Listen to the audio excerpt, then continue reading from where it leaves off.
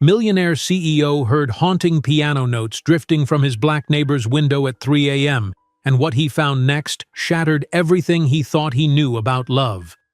But before we dive into the full story, let me know where you're watching from and what time it is. Now subscribe to the channel, and let's get started. The cold December air bit at Jonathan Pierce's face as he stepped out onto the balcony of his penthouse.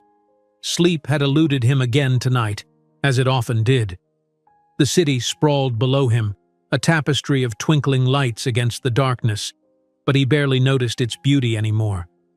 At 42, Jonathan had everything money could buy: the successful tech company valued at billions, the luxury penthouse overlooking Central Park, the vacation homes in the Hamptons and Aspen, the fleet of cars he rarely drove.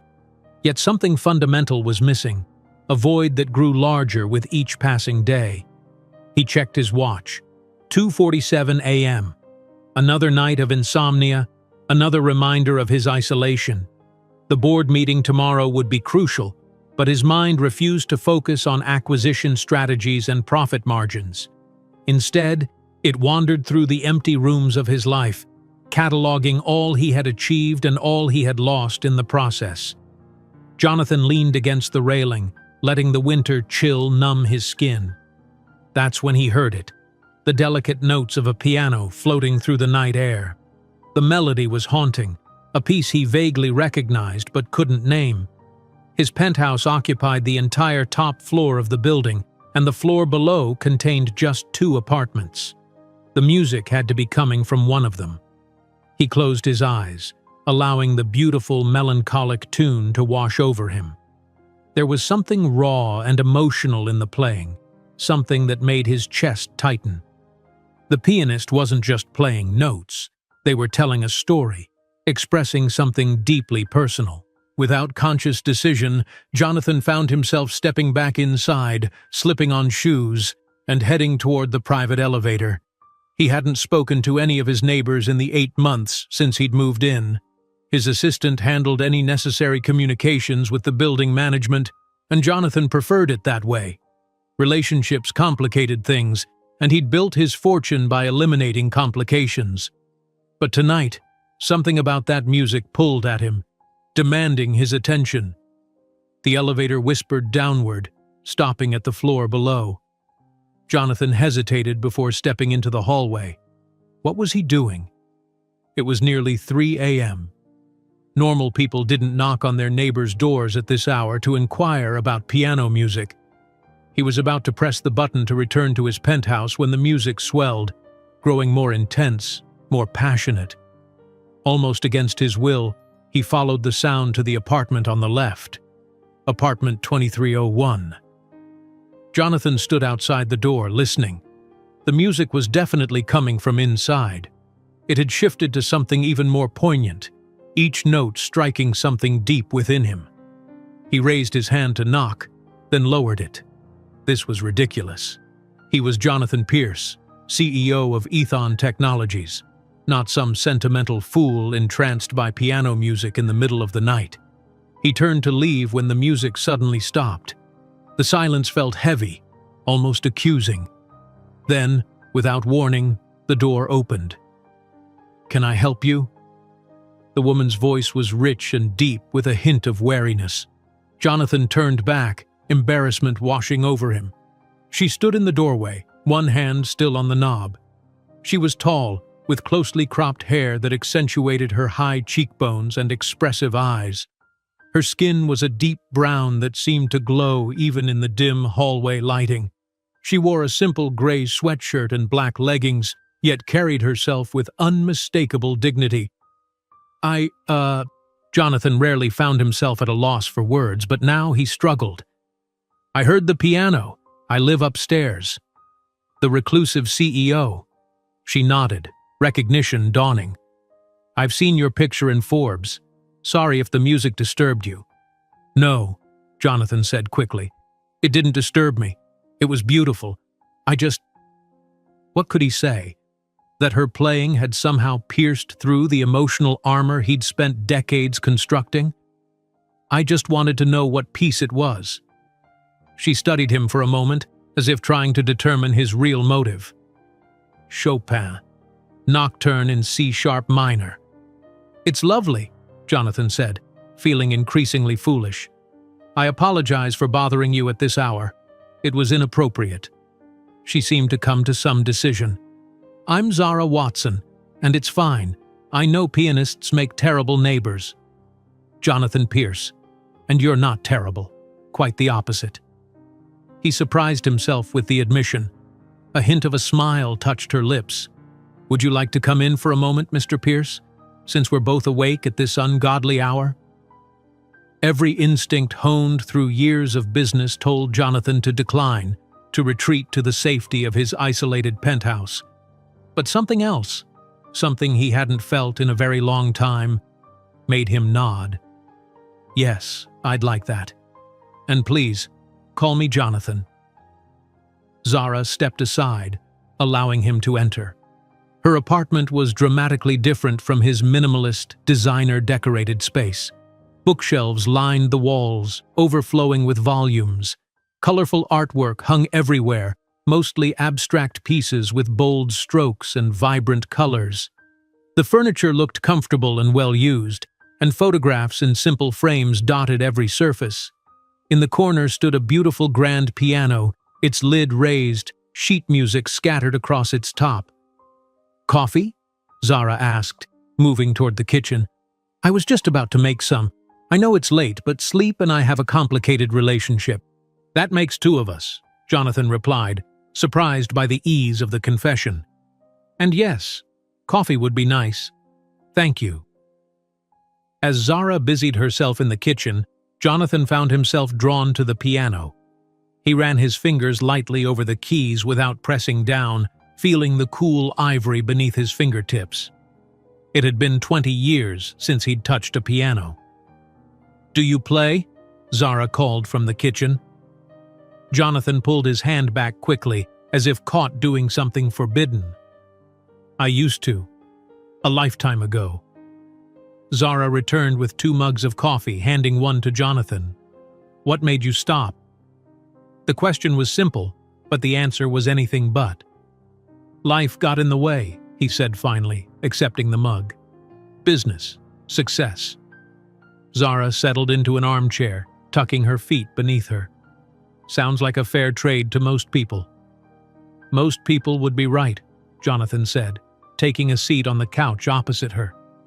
He took a sip of coffee, surprised by the rich, complex flavor. "This is excellent." "Ethiopian Yirgacheffe," Zara said. "I import it directly from a small farm outside Addis Ababa, one of the perks of my job." "And what is your job exactly?"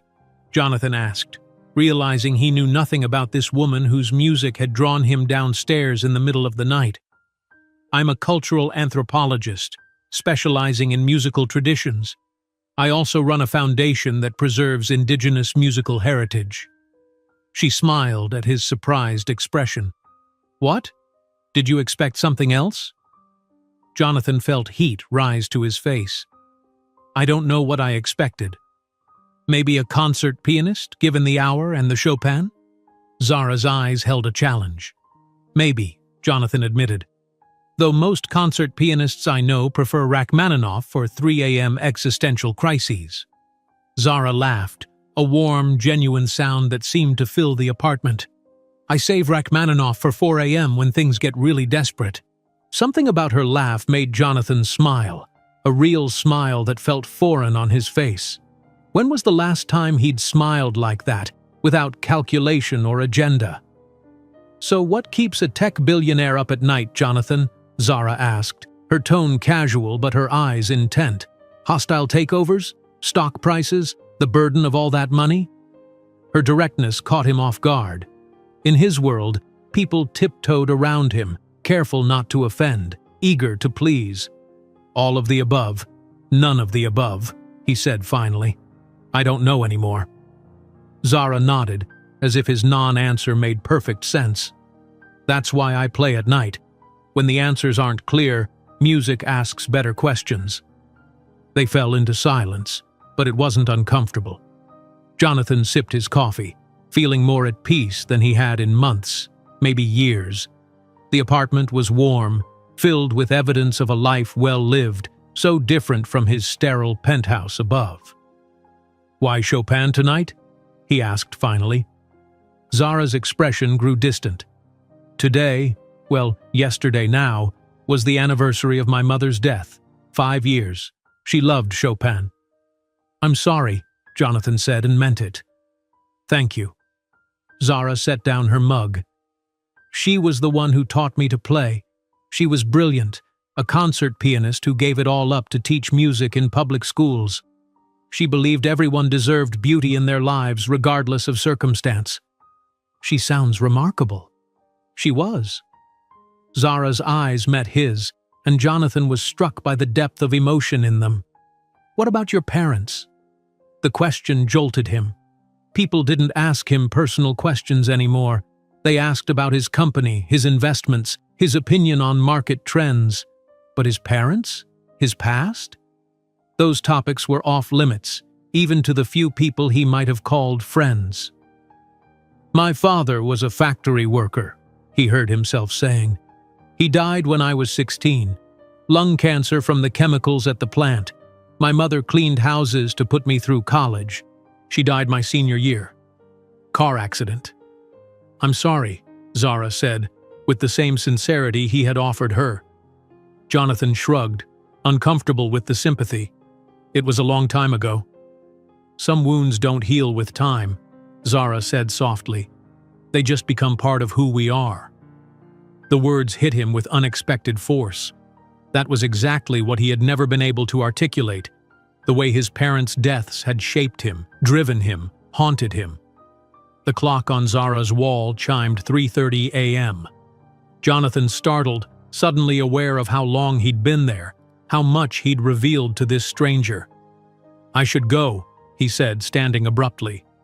"I have an early meeting." Zara rose as well, taking his empty mug.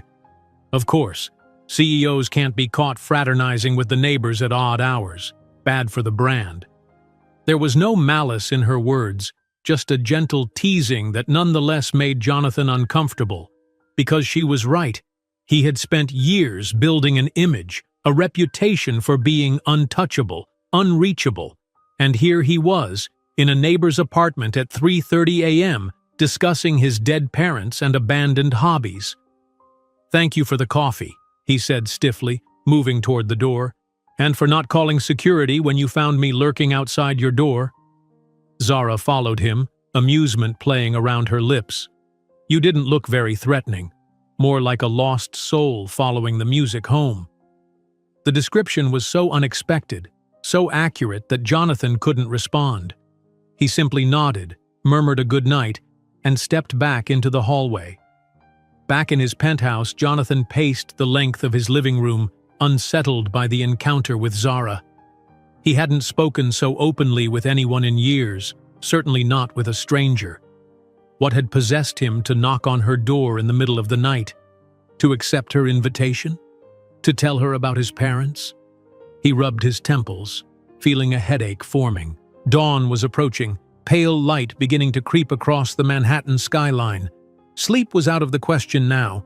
He showered and dressed for the day, his movements mechanical. The board meeting was at 9, followed by a series of interviews with potential CFOs. His current financial officer was retiring after 12 years with the company, and finding a replacement had proven difficult. Jonathan had rejected 7 candidates already, none meeting his exacting standards. As his driver navigated the morning traffic, Jonathan tried to focus on the day ahead, but his mind kept returning to Zara's apartment, to the music, to her incisive questions. There had been something refreshing about her directness, her lack of deference. Most people he encountered these days were either intimidated by his wealth and power or wanted something from him. Zara had seemed genuinely unimpressed by who he was. The board meeting dragged on, discussions of quarterly projections and market strategy blending into a monotonous drone. Jonathan contributed when necessary, his business instincts kicking in automatically, but his heart wasn't in it. When the meeting finally ended, his COO, Marcus, lingered behind. "Everything okay, Jonathan?" Marcus asked, gathering his papers. You seem distracted today. Just tired, Jonathan replied, closing his laptop. Didn't sleep well. Marcus nodded sympathetically. The Wellington acquisition keeping you up? Because I think we're in a strong position there. No, it's not that. Jonathan hesitated. Have you ever felt like you've lost touch with something important? Something fundamental? Marcus looked surprised by the question. They had worked together for 15 years, but their relationship remained strictly professional. I guess we all have regrets, things we've sacrificed for success. Jonathan nodded, already regretting the moment of vulnerability. It's nothing, just the insomnia talking. Maybe you need a vacation, Marcus suggested. When was the last time you took a real break? Jonathan couldn't remember. 3 years? 4? The days and weeks and months all blurred together in an endless cycle of meetings, deals, and obligations. I'll think about it, he said, knowing he wouldn't. Let's go meet our CFO candidate. The interview went as the previous 7 had. The candidate was competent, experienced, eager. And like the others, Jonathan found some fatal flaw, some reason to reject him. By the time he returned to his penthouse that evening, exhaustion weighed on him like a physical burden. He ordered dinner from his usual restaurant, ate mechanically at his dining table while scrolling through emails on his tablet, then changed into sweats and poured himself a scotch. He tried to work for a while, reviewing proposals and contracts, but his concentration kept slipping. Around midnight, he gave up and walked out to the balcony, the cold air sharp in his lungs. He found himself listening for the piano, but heard nothing except the distant hum of the city. Before he could reconsider, Jonathan was in the elevator again, descending to the floor below. This time he knocked on Zara's door without hesitation. Several long moments passed, and he was about to leave when the door opened. Zara stood there in pajama pants and an oversized Columbia University sweatshirt, reading glasses perched on her nose. "Mr. Pierce?" she said, surprise evident in her voice. "Twice in 24 hours. To what do I owe the pleasure?" Jonathan suddenly felt foolish.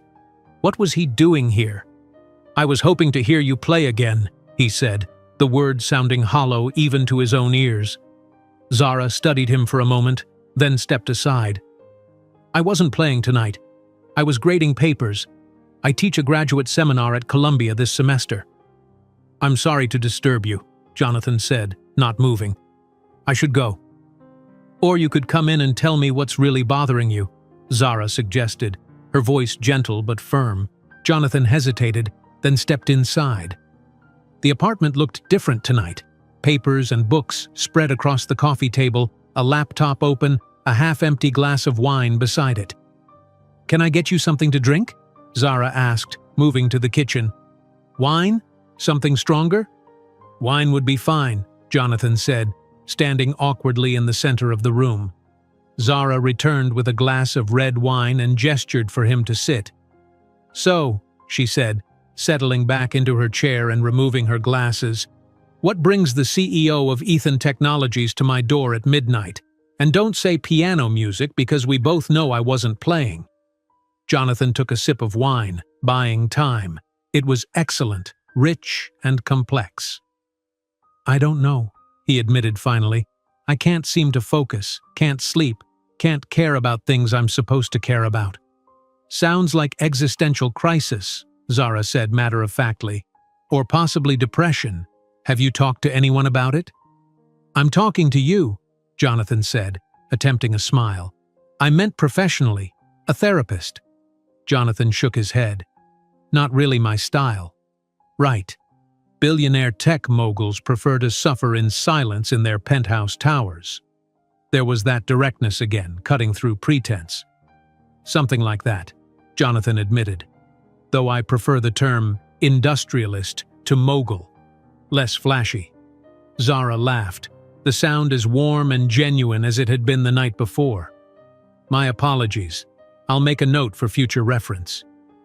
Jonathan found himself smiling again, something about Zara's presence making it easy. "What are you grading?" he asked, nodding toward the papers on the coffee table. "Final projects for my course on musical diasporas.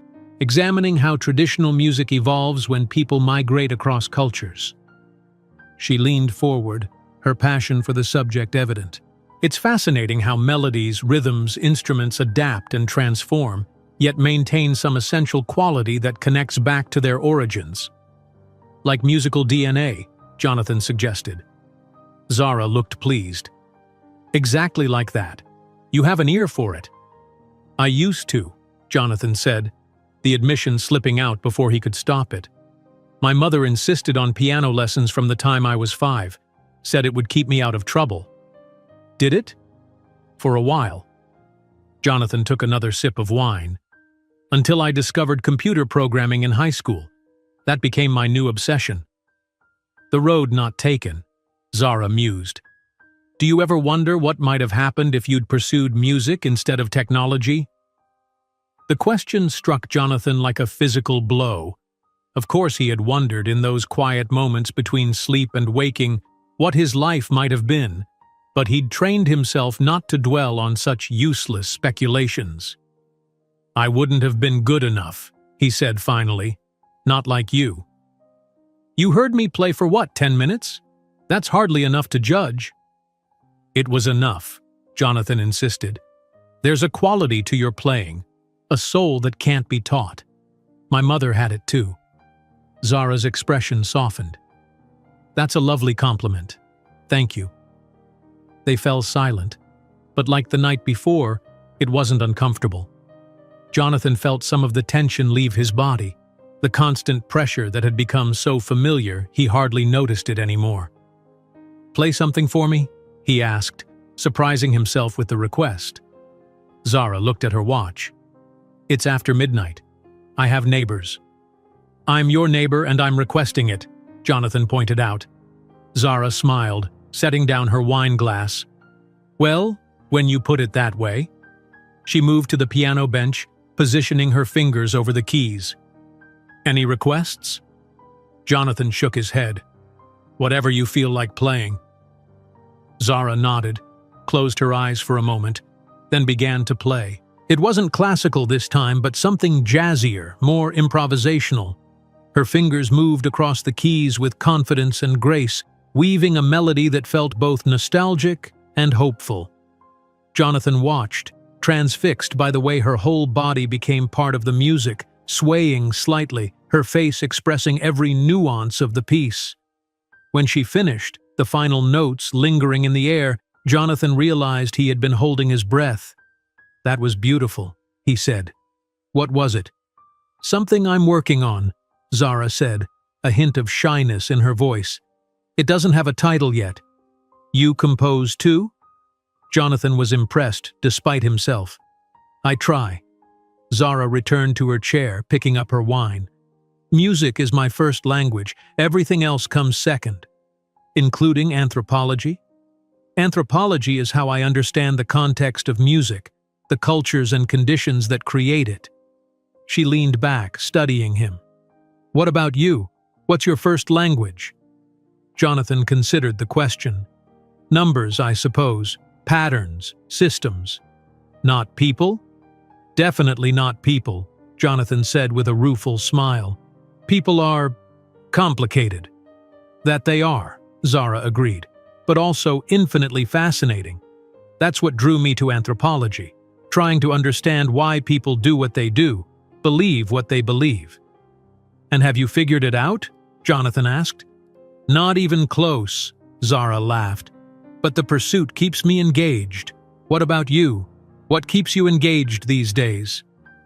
The question caught Jonathan off guard. What did keep him engaged? His company had long since passed the point of financial necessity. The challenges now were about growth for growth's sake, competition for competition's sake. When had he last felt truly passionate about a project, a goal, an idea? I'm not sure anymore, he admitted, the honesty of the statement surprising him. That's part of the problem, I think. Zara nodded, as if she had expected this answer. Perhaps that's why you followed the music last night, looking for something to engage with that isn't tied to profit margins and stock prices. There it was again, that uncomfortable accuracy in her assessment. Perhaps, Jonathan conceded. He glanced at his watch, startled to see it was nearly 1 a.m. I should let you get back to your grading. It'll keep till morning, Zara said, making no move to gather her papers. Unless you need to go? Jonathan should say yes. He had an early meeting, emails to answer, a company to run. But the thought of returning to his empty penthouse, to the silence and solitude, suddenly seemed unbearable. No, he said finally. I don't need to go. Zara smiled, a genuine, warm expression that transformed her face. Good, because I was just about to suggest we move this conversation to the kitchen. I baked cookies earlier, and they're always better with company. Cookies? Jonathan couldn't remember the last time he'd eaten a homemade cookie. Don't look so shocked, Zara teased, standing. Even anthropologists with PhDs bake cookies sometimes. As he followed her to the kitchen, Jonathan felt something shift inside him, some tight knot of tension beginning to unravel. For the first time in longer than he could remember, he wasn't thinking about work, about responsibilities, about the image he needed to maintain. He was just a man, following a fascinating woman to her kitchen for cookies and conversation at 1 a.m. And strangely, inexplicably, it felt right. The cookies were incredible, chewy in the center, crisp at the edges, studded with chunks of dark chocolate and tart cherries. Jonathan couldn't remember the last time he'd eaten something so simple and so perfect. They sat at Zara's kitchen island, a plate of cookies between them, fresh cups of coffee steaming despite the late hour. These are amazing, Jonathan said, reaching for another. Did your mother teach you to bake too? My grandmother, actually, Zara replied, watching him with amusement. She believed everyone should know how to create something that brings joy to others. For her, it was food. My mother chose music. I ended up with both. What about your father? Jonathan asked, realizing how little he knew about her. A shadow crossed Zara's face. He was a musician too. Brilliant jazz saxophonist. He left when I was 8, touring with different bands. We'd get postcards from Paris, Rome, Tokyo. Then nothing for months. He died when I was 20. Heart attack in a hotel room in New Orleans. I'm sorry, Jonathan said, the words inadequate but sincere. Zara shrugged, a practiced gesture that didn't quite hide the old pain. It was a long time ago. We weren't close by then. Jonathan nodded, understanding the complicated grief of losing a parent who was already partially lost. My father worked 16-hour shifts at the chemical plant, he said, surprising himself by continuing the conversation. I barely saw him during the week. Sundays were our day. He'd take me fishing or to the junkyard to find discarded electronics I could take apart. Is that where your interest in technology began? Partly. I liked understanding how things worked, fixing what was broken. Jonathan stared into his coffee cup. After he got sick, I thought if I could just make enough money, I could fix that too. Get him better doctors, better treatments. But you couldn't, Zara said softly. No. Some things can't be fixed with money or technology. It took me a long time to accept that. He'd never spoken these words aloud before, never articulated this fundamental drive behind his ambition. And your mother? Zara asked. What was she like? Resilient, practical. She never finished high school, but she was the smartest person I've ever known. Jonathan smiled at the memory. She cleaned houses for wealthy families in the suburbs, studied their lives like an anthropologist might. Pay attention to how they live, Johnny, she'd say. Not to copy them, but to understand the rules of their world. Sound advice, Zara commented. Did it help? It did. When I got to MIT on scholarship, I knew which fork to use at formal dinners, how to make small talk with professors, all those unwritten social codes that no one explains to the kid from the wrong side of town. Jonathan paused, remembering. She was so proud when I got that scholarship, told everyone she cleaned for that her son was going to be somebody. And you became somebody, Zara said. Just not the kind of somebody who eats homemade cookies very often. Jonathan laughed, surprised by how accurately she'd pinpointed the irony of his life. No, not that kind of somebody. What would she think of your life now?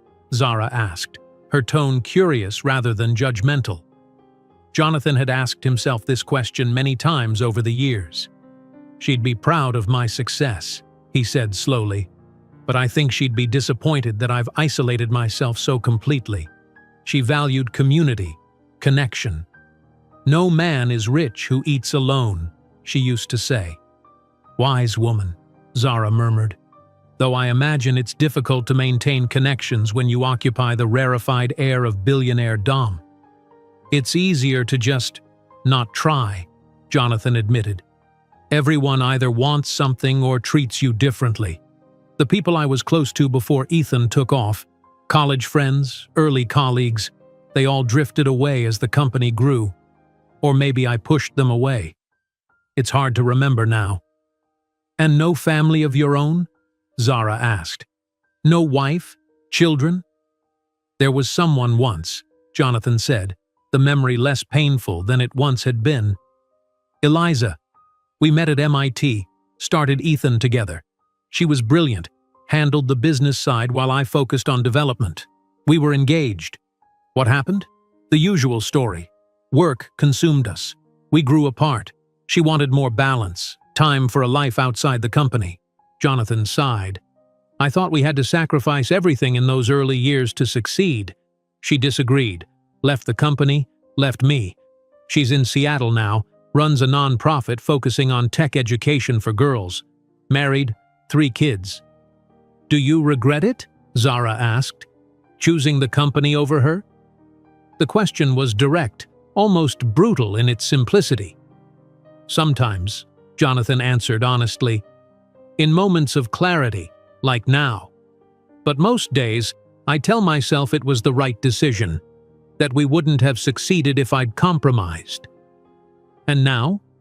Has the success been worth the sacrifice? Jonathan looked around Zara's warm, lived-in kitchen at the traces of a life filled with passion and purpose and connection, and felt a hollow ache in his chest. I don't know anymore. Zara seemed to sense his discomfort and changed the subject. So what does the great Jonathan Pierce do when he's not running a tech empire? Any hobbies, interests outside of work? Jonathan struggled to answer. He exercised regularly with a personal trainer, but that was for health, not enjoyment. He attended cultural events, but usually for networking purposes. He collected art, but primarily as an investment. When had he last done something purely for pleasure? I read, he said finally, mostly biographies, history, some science fiction. Science fiction? Zara perked up. Any favorites? Asimov's Foundation series, Gibson's Neuromancer, the classics mostly. Not the modern stuff? Zara asked, sliding off her stool to refill their coffee cups. I haven't kept up, Jonathan admitted. Too busy. Too busy for imagination? Zara challenged, returning with the coffee pot. That's dangerous for someone in your position. Innovation requires imagination, doesn't it? The observation struck Jonathan like a blow. When had he stopped reading for pleasure, for the spark of new ideas? When had work become not just his priority, but his only focus? You're right, he said quietly. I've lost touch with a lot of things that used to matter to me. Zara's expression softened. It happens to all of us, in different ways. Life pulls us in certain directions, and before we know it, years have passed. But you've maintained your passion, Jonathan pointed out. Your music, your academic work, even your baking, they all seem connected to what matters to you. I've been fortunate, Zara acknowledged, and stubborn. I refuse to give up the things that feed my soul even when it would be easier to focus on just one path. Feed your soul, Jonathan repeated, the phrase lingering in his mind. When had he last done anything that fed his soul? The kitchen clock showed 2:30 a.m. Jonathan knew he should leave, get what sleep he could before tomorrow's demands. But he felt more alive, more present in this moment than he had in years. sitting in a near stranger's kitchen eating cookies and discussing things that mattered. "Thank you," he said suddenly. "For the cookies?" Zara asked, a hint of a smile playing around her lips. "For the conversation. For not treating me like Jonathan Pierce, CEO." "Would you prefer I treat you with more reverence?" Zara teased. "I can practice my curtsy if it would make you more comfortable." Jonathan laughed, the sound surprising him with its genuineness. "God, no. It's refreshing to talk to someone who isn't impressed by me." "Oh, I didn't say I wasn't impressed," Zara corrected. "Building a company like Ethan from nothing is impressive. I'm just not intimidated by it. There's a difference." The distinction pleased him. "And what does impress you, Dr. Watson?" "People who live authentically, who create rather than just consume, who maintain their humanity despite success or failure." She held his gaze. "I suspect there's still quite a bit of that person inside you, beneath the CEO armor." Jonathan felt exposed, as if she could see through the carefully constructed facade he'd maintained for so long. "I'm not sure about that," he said quietly. "It's been a long time." "The piano player is still in there," Zara said with conviction, "and the boy who fixed broken electronics. Those parts of us don't disappear. They just get buried under the roles we play." Jonathan wanted to believe her, wanted to think that the person he'd been before Ethan, before the wealth and isolation and endless responsibility, still existed somewhere inside him. But those memories felt like they belonged to someone else, a distant figure he could barely recognize. "It's late," he said, reluctantly sliding off the stool. "I should go." Zara nodded, not pressing him to stay. "Another time, then." "I'd like that," Jonathan said, meaning it. "Thank you for the cookies and coffee, and the company." Zara walked him to the door. "Sleep well, Jonathan." "You too, Zara." Back in his penthouse, Jonathan stood at the window looking out at the sleeping city. Instead of the usual emptiness, he felt a strange, buzzing energy. Conversations with Zara kept replaying in his mind. Her observations about authenticity, about feeding one's soul, about the parts of ourselves that get buried under the roles we play. On impulse, he opened his laptop and searched for contemporary science fiction authors. If innovation required imagination, as Zara had suggested, perhaps it was time to refamiliarize himself with the genre that had once sparked his creativity. He ordered several highly rated novels with overnight delivery, then surprised himself further by searching for piano music. He found a recording of the Chopin nocturne Zara had been playing that first night and pressed play. As the haunting melody filled his sterile living room, Jonathan closed his eyes. He could almost see his mother at their old upright piano, coaxing beauty from the worn keys, insisting that music was as necessary to life as air. "It reminds us we're human, Johnny," she'd say, "that we're more than just our work, our struggles." For the first time in years, Jonathan fell asleep on the couch, Chopin's nocturne seeping into his dreams, carrying him back to a time when music and imagination and connection were still central to his life.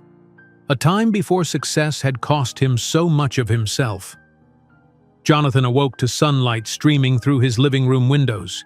He'd forgotten to set the automatic blinds last night, a small disruption to his meticulously ordered routine. His phone showed 7 missed calls and 23 emails that had accumulated while he slept. For once, he didn't immediately reach for it. Instead, he sat for a moment, listening to the final notes of Chopin still playing on repeat from his laptop. He showered and dressed, his mind unusually clear despite the late night. When his assistant Caroline called, panic evident in her voice about his absence at the 7 a.m. strategy meeting, Jonathan found himself responding with unexpected calm. "Reschedule it for tomorrow," he said, "and clear my morning. I'll be in after lunch." There was a startled silence on the other end. In 15 years, Jonathan had never voluntarily missed a meeting or arrived late to the office without a major crisis as justification. "Are you feeling all right, Mr. Pierce?" Caroline asked, concern replacing her panic. "I'm fine," Jonathan assured her. "Just taking a few hours for myself." After hanging up, Jonathan stood in his kitchen, realizing he had nowhere to be and nothing urgent to do for the first time in years. The sensation was disorienting, almost frightening in its unfamiliarity. He made coffee, carried it to the balcony, and simply sat, watching the city below come to life, trying to remember what he used to do before work consumed every waking moment. The package of books he'd ordered arrived mid-morning. Jonathan opened it eagerly, the smell of fresh paper bringing back memories of college days when he'd devour novels between classes. He selected one at random, The Memory Collectors by a new author, and began to read. To his surprise, he found himself immediately engrossed in the story of a near-future society where memories could be extracted and traded like commodities. 2 hours later, his phone chimed with a calendar alert for a lunch meeting with potential investors. With reluctance, Jonathan set the book aside, marked his place, and prepared to rejoin his regular life. But something had shifted, subtly but unmistakably. A door had been cracked open, allowing in a sliver of light from a world beyond spreadsheets and stock prices. The afternoon passed in a blur of meetings and conference calls, but Jonathan found his thoughts repeatedly drifting to Zara. What was she doing now? Teaching her class at Columbia? Working on her music? He had an inexplicable urge to tell her about the book he'd started, to hear her thoughts on its themes of memory and identity. By 6 o'clock, he'd made a decision that surprised even himself. He left the office, instructing Caroline to cancel his dinner with the board chairman. Instead, he directed his driver to take him to a small Italian restaurant in the village that he'd frequented in the early days of Ethan, before expensive business dinners at Michelin-starred establishments became the norm. The owner, Mario, did a double-take when Jonathan walked in. "Mr. Pierce, it has been too long," he exclaimed, hurrying forward to shake Jonathan's hand. "At least 5 years," Jonathan agreed, touched that Mario remembered him. "I've missed your carbonara." "The best in the city," Mario declared proudly. "Your usual table?" Jonathan was amazed that Mario recalled his preference for the small booth in the corner. As he settled in with a glass of Barolo, savoring the restaurant's familiar scents and sounds, he felt a tension he hadn't even been aware of begin to ease from his shoulders. He was halfway through his meal when the door opened and a familiar figure entered. Zara, wrapped in a colorful scarf against the December chill, was scanning the restaurant as if looking for someone. Jonathan's heart rate inexplicably accelerated. Was this her regular place too? Before he could decide whether to call out to her, her gaze landed on him, and surprise registered on her face. After a brief word with the hostess, Zara made her way to his table. "Jonathan Pierce, eating alone in a village trattoria," she said, her tone teasing. "I thought CEOs only dined at places with 3 Michelin stars and personal sommeliers." "I'm branching out," Jonathan replied, finding himself genuinely pleased to see her. "Are you meeting someone?" "I was," Zara said, unwinding her scarf. "A colleague from the anthropology department, but he just texted that he's stuck in traffic coming from Princeton. Mind if I join you until he arrives?" "Please," Jonathan said, gesturing to the seat across from him. Zara settled in, ordering a glass of wine from a passing waiter. "So, what brings the tech titan to Mario's? Slumming it for a night?" "I used to come here all the time in the early days of Ethan," Jonathan explained, "before everything changed." "Ah, a nostalgia trip," Zara nodded. "Seeking the simpler times?" "Maybe," Jonathan admitted. "Or maybe I just missed having the best carbonara in New York." "It is exceptional," Zara agreed, "though I'm partial to his risotto myself." "You come here often?" "Once or twice a month.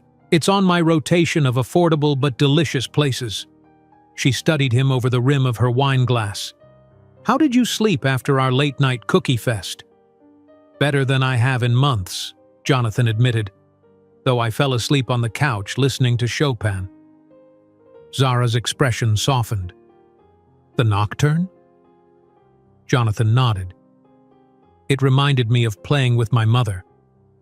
"Music has a way of connecting us to memories, to parts of ourselves we've forgotten," Zara said. "That's what my research focuses on, how musical traditions preserve cultural memory across generations and displacements. I started reading again today, Jonathan found himself saying. Science fiction, like we talked about, and I skipped my morning meetings.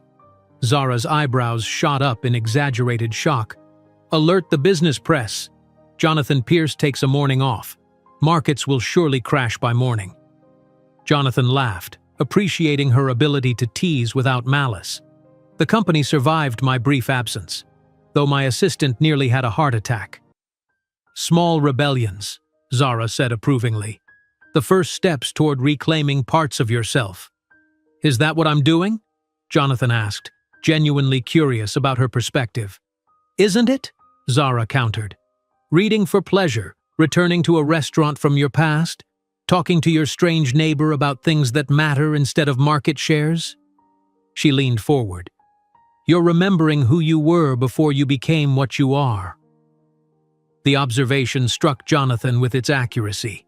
That was exactly what he'd been doing, instinctively seeking connections to his former self, the person who had existed before wealth and success had isolated him so completely.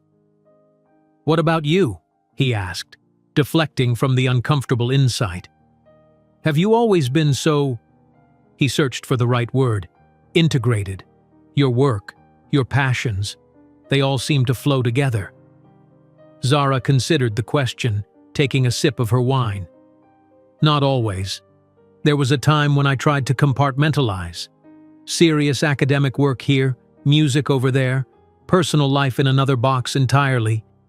It nearly broke me. She set down her glass. After my mother died, I had what my therapist diplomatically calls a period of reassessment. Less diplomatically, a breakdown. What happened? Jonathan asked, surprised by this glimpse of vulnerability. I was on track for tenure at UCLA, publishing the right papers, presenting at the right conferences, playing all the academic games. My mother got sick, pancreatic cancer, stage 4 by the time they found it. Zara's voice grew quieter. I flew back and forth from LA to New York every weekend for 6 months, trying to be there for her while keeping my career on track. When she died, I realized I'd spent her final months distracted, exhausted, only half present. I'm sorry, Jonathan said, recognizing the particular pain of regret that came with losing a parent. The thing is, Zara continued, she kept telling me to slow down, to play more music, to remember why I'd fallen in love with anthropology in the first place. But I was so focused on achieving, on proving myself in this competitive field, that I didn't listen. She met his eyes. After the funeral, I sat at her piano and couldn't play a single note. The music was gone. That's when I knew something had to change. What did you do? Jonathan asked, captivated by her story. I took a leave of absence, traveled to Mali to study with traditional griots, musical storytellers, lived without email or academic pressures for 6 months. A smile touched her lips. It was terrifying and liberating. When I came back, I turned down the tenure-track position at UCLA and took an adjunct role at Columbia that gave me more freedom, started my foundation to preserve indigenous musical traditions, began composing again. That took courage, Jonathan said, admiring her willingness to step off a conventional path to success. Or foolishness, Zara shrugged. My colleagues thought I was throwing away my career, but I couldn't go back to that fragmented life where what I loved and what I did for status were separate things. She fixed him with an intent gaze. That's the trap, isn't it? Sacrificing what feeds your soul for what feeds your ego or your bank account. Jonathan felt a jolt of recognition. Wasn't that exactly what he'd done? Sacrificed connection, creativity, even love in pursuit of success? Not everyone has the luxury of prioritizing passion over practical concerns, he pointed out, a defensive edge creeping into his voice. Absolutely true, Zara agreed readily. I've been privileged in many ways. Educated parents, scholarships, opportunities. But there's a difference between making necessary compromises and completely abandoning what makes you human. She leaned forward. "You've achieved extraordinary success, Jonathan. You don't have to keep proving yourself. What would it look like to reclaim some of what you've set aside?" Before Jonathan could respond, the restaurant door opened, and a harried-looking man with a briefcase entered, scanning the room. Zara waved, catching his attention. "That's my dinner date," she said, gathering her scarf. "Thank you for the company and conversation." "Thank you for the insight," Jonathan replied, meaning it despite his discomfort with her observations. Zara stood, then hesitated. "I'm hosting a small gathering at my apartment on Friday evening. Nothing fancy, some colleagues, friends, food, music. You're welcome to join if you'd like to continue this conversation in a less accidental setting." Jonathan's instinct was to decline. Social gatherings with strangers were precisely the kind of situation he'd grown to avoid. But something, curiosity perhaps, or a desire to see more of Zara's world, made him nod. "I'd like that," he said. "What time?" 8 o'clock. Bring a bottle of wine and an open mind." With that, she moved to greet her colleague, leaving Jonathan to contemplate this unexpected turn in his carefully ordered life. As he paid his bill and left the restaurant, Jonathan realized he felt lighter somehow, as if the brief conversation with Zara had lifted a weight he'd been carrying for so long he'd forgotten it was there. Friday was only 2 days away.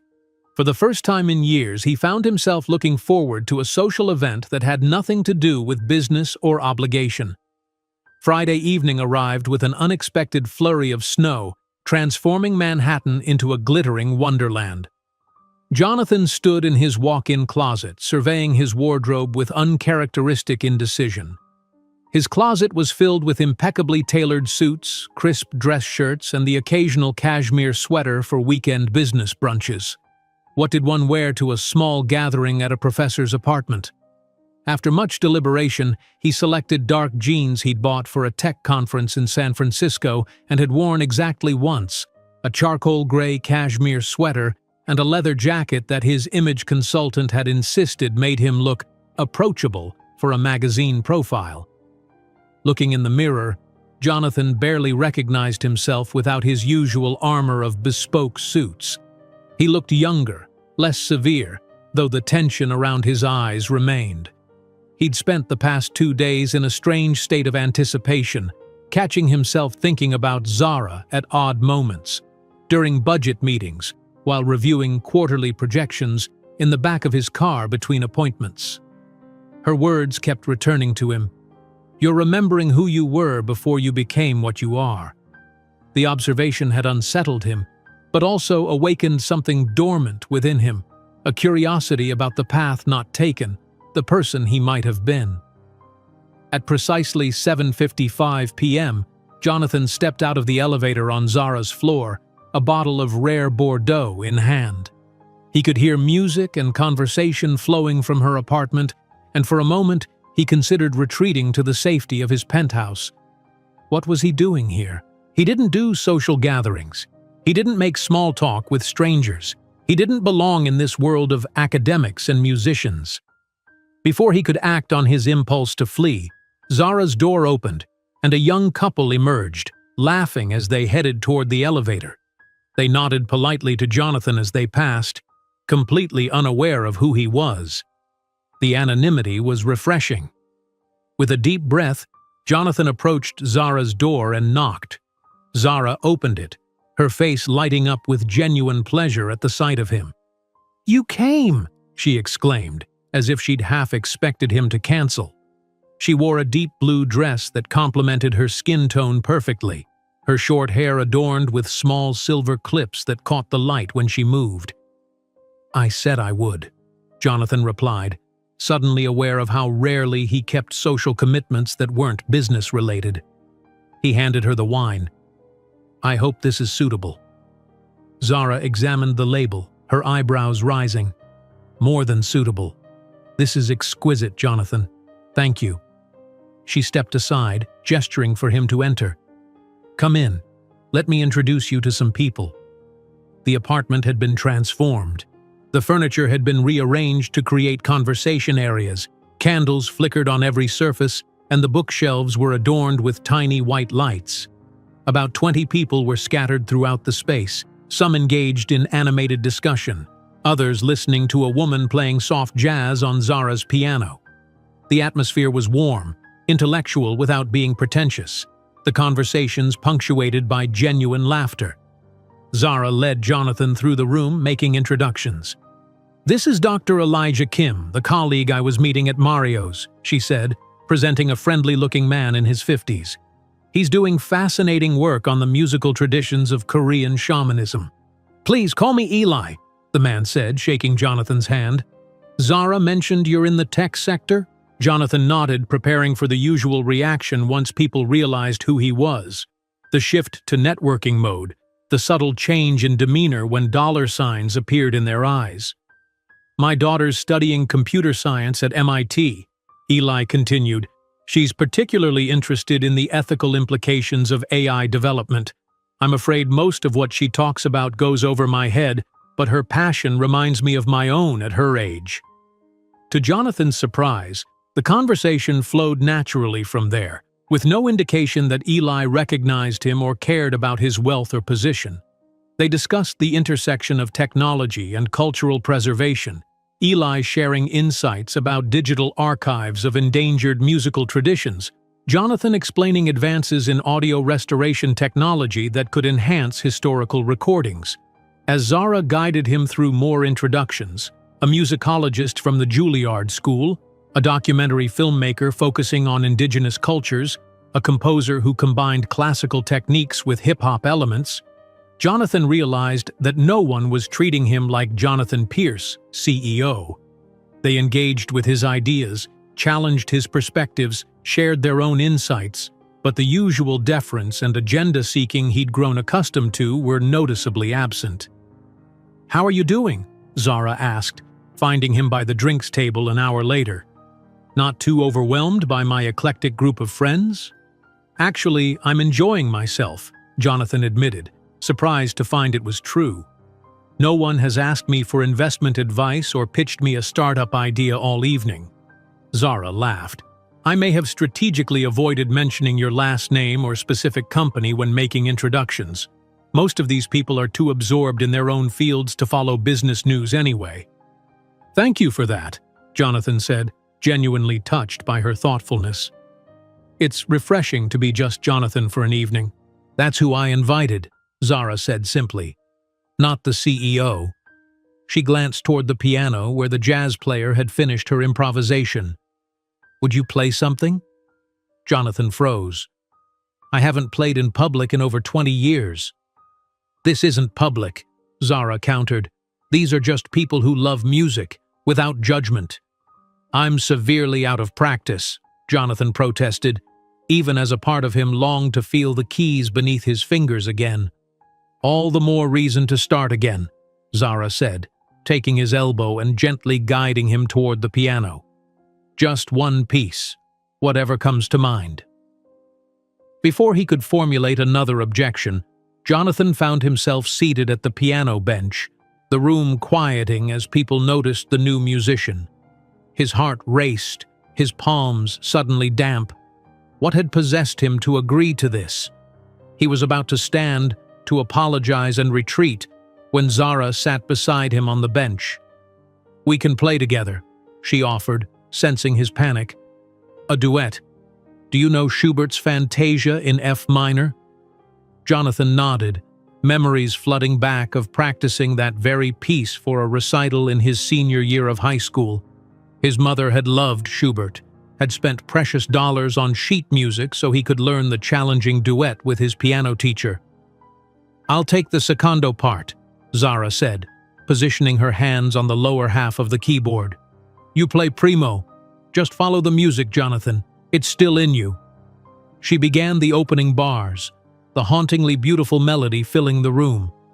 Jonathan hesitated, then placed his hands on the keys, joining her tentatively at first, then with growing confidence as muscle memory took over. The piece was complex, demanding precise coordination between duet partners, but somehow they found their rhythm together, anticipating each other's interpretive choices as if they'd practiced for weeks. As they played, everything else fell away. The room, the audience, the years of neglecting this part of himself. There was only the music, the conversation between their hands across the keyboard, the emotional journey of the piece from melancholy to passion and back again. Jonathan felt something unlock within him, a door opening to a self he'd abandoned decades ago. When they finished, the room erupted in genuine applause. Jonathan felt dazed, as if awakening from a dream. His fingers tingled, his heart raced. But it was different from the anxiety of business presentations or board meetings. This was exhilaration, pure and simple. "That was beautiful," someone called out. "Absolutely transcendent," added another voice.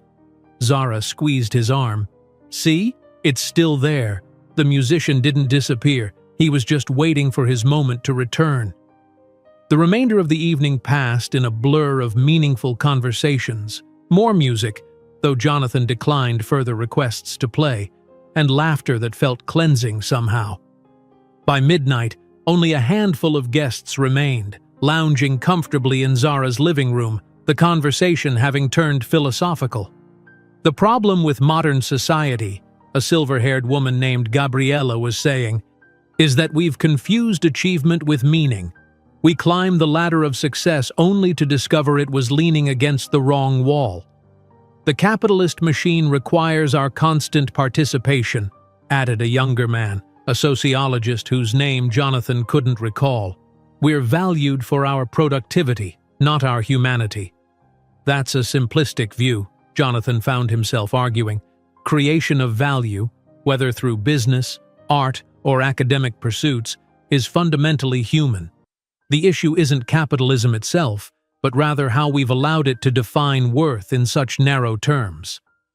Zara watched him with interest as he continued, "The technologies my company develops connect people across distances, preserve memories, create new possibilities for communication.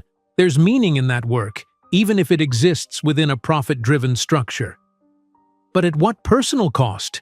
Gabriella challenged gently. "How many CEOs reach the pinnacle of success only to wonder why they feel so empty?" Jonathan fell silent, the question hitting too close to home. Wasn't that exactly what had happened to him? He'd achieved everything he'd set out to accomplish: wealth, influence, respect in his field, only to find himself alone at 3 a.m., following piano music in search of something his success couldn't provide. The remaining guests departed shortly after, with warm handshakes and genuine invitations to continue their discussions at future gatherings. Jonathan lingered, helping Zara collect wine glasses and arrange plates for washing. "You don't have to do that," she protested, watching him stack dishware with surprising competence. "I want to," Jonathan replied, realizing it was true. This simple domestic task felt grounding after the emotional revelations of the evening. "Thank you for inviting me tonight. It was illuminating." "You were a hit," Zara said, loading the dishwasher. "Especially after that duet. Gabriella asked if you give piano lessons." Jonathan laughed, the sound unrehearsed and genuine. "I think I need lessons myself after all this time." They worked in companionable silence for a few minutes, the apartment now quiet except for the soft jazz playing from hidden speakers. Jonathan felt a strange reluctance to leave, to break the spell of this alternate reality where he wasn't defined by his wealth or position. "Your friends are interesting," he said finally. "So different from the people I usually spend time with." "How so?" Zara asked, wiping down the kitchen counter. "They're passionate about their work because it matters to them, not because of status or compensation." Jonathan leaned against the refrigerator, considering. They ask questions without obvious answers. They challenge each other without agenda. It's real in a way my world often isn't. Zara nodded. "That's why I choose to surround myself with them. They keep me honest, keep me connected to what matters." She turned to face him. "But your world isn't inherently less authentic, Jonathan. You've just forgotten how to bring your whole self to it." "My whole self," Jonathan repeated. the concept both attractive and terrifying. "I'm not sure I remember who that is anymore." "I think you got a glimpse of him tonight," Zara said softly. "At the piano. In those discussions where you forgot to be careful and just engaged honestly." She stepped closer. "He's still there, waiting for you to reclaim him." The weekend after Zara's gathering passed in a blur of unusual activity for Jonathan. Instead of his typical routine of working from his penthouse, taking calls from international partners and reviewing reports, he found himself wandering the halls of the Metropolitan Museum of Art on Saturday afternoon. He couldn't remember the last time he'd visited a museum without it being a fundraising gala or networking event. Walking through the musical instruments collection, he lingered over historic pianos, imagining the hands that had played them centuries ago. On Sunday, he surprised himself further by declining a brunch meeting with a potential investor, instead spending the morning reading the science fiction novel he'd started earlier in the week. In the afternoon, on impulse, he visited a piano showroom in the East Village, running his fingers over the keys of various instruments before settling on a Steinway Baby Grand. The saleswoman couldn't conceal her excitement as Jonathan arranged for it to be delivered to his penthouse the following day. "Do you have sheet music for Schubert's Fantasia in F minor?" he asked before leaving. "For the duet?" "Of course," she replied, retrieving the music from a cabinet. "It's a challenging piece. Do you have someone to play it with?" "I might," Jonathan said, surprised by how much he hoped that was true. Monday morning brought Jonathan back to his CEO role, but something had shifted in his approach. In the weekly executive meeting, instead of focusing exclusively on metrics and projections, he found himself asking different questions. "What problem are we actually solving with this new feature?" he asked his product team. "Not how it will increase user engagement or drive revenue, but how it will meaningfully improve people's lives." His executives exchanged puzzled glances, unaccustomed to this perspective from their typically hard-nosed CEO. "It will save users approximately 3 minutes per interaction," the product director offered. "And what will they do with those 3 minutes?" Jonathan pressed. "Are we just making them more efficient consumers of content, or are we creating space for something meaningful?" "I'm not sure we can control what users do with the time they save," the director said carefully. "No, but we can design with intention," Jonathan argued. "What if efficiency isn't always the highest goal? What if connection is more important sometimes?" The meeting continued with this new thread of questioning, leaving his team both confused and intrigued by their CEO's evolving priorities. Afterward, Marcus, his COO, lingered behind. "That was different," Marcus observed. "Mind sharing what's prompted this philosophical turn?" Jonathan considered the question. How could he explain the impact of his recent conversations with Zara, the way they had made him reconsider aspects of his life and work he'd taken for granted for years? "I've been thinking about the larger impact of what we do," he said finally, "beyond market share and profit margins, about how technology shapes people's lives for better or worse." Marcus studied him thoughtfully. "This wouldn't have anything to do with your sudden interest in piano music, would it?" Jonathan looked up sharply. "What do you mean?" "Caroline mentioned you had a Steinway delivered to your penthouse this morning, and you've been humming Schubert all day." Marcus smiled. "I used to play cello, remember? I recognize the piece." Jonathan had forgotten that his COO had studied music before turning to business. It was one of those personal details that had seemed irrelevant to their professional relationship. "I've recently reconnected with piano," Jonathan admitted. "And yes, it's made me think differently about certain things." "Good," Marcus said simply. "It's about time." "What does that mean?" Jonathan asked, defensive edge creeping into his voice. "Just that you've been intense for the past few years, focused on growth and competition to the exclusion of almost everything else." Marcus shrugged. "The company's thrived, but some of us have wondered about the cost to you personally." Jonathan was taken aback. Had his isolation been so obvious to those around him? Had they been concerned without him realizing it? "I appreciate the thought," he said stiffly, uncomfortable with being the object of concern. "Whatever's causing this shift, I'm all for it," Marcus continued, undeterred by Jonathan's discomfort. "The company could benefit from a more holistic vision, and frankly, you could use some balance in your life." After Marcus left, Jonathan sat alone in the conference room considering his words. Was he changing? And if so, was it for the better? The company had thrived under his driven, uncompromising leadership.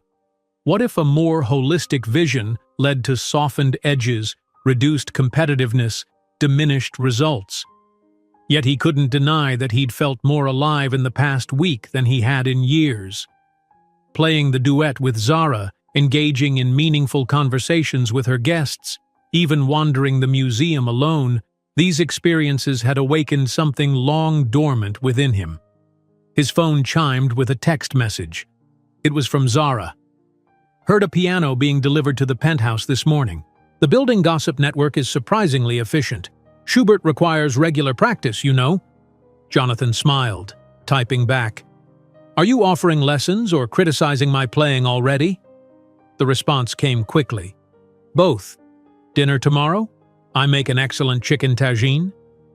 Jonathan hesitated only briefly before replying, "I'll bring dessert." The rest of the day passed in a whirlwind of meetings and decisions, but Jonathan found himself approaching each interaction with a slightly different perspective.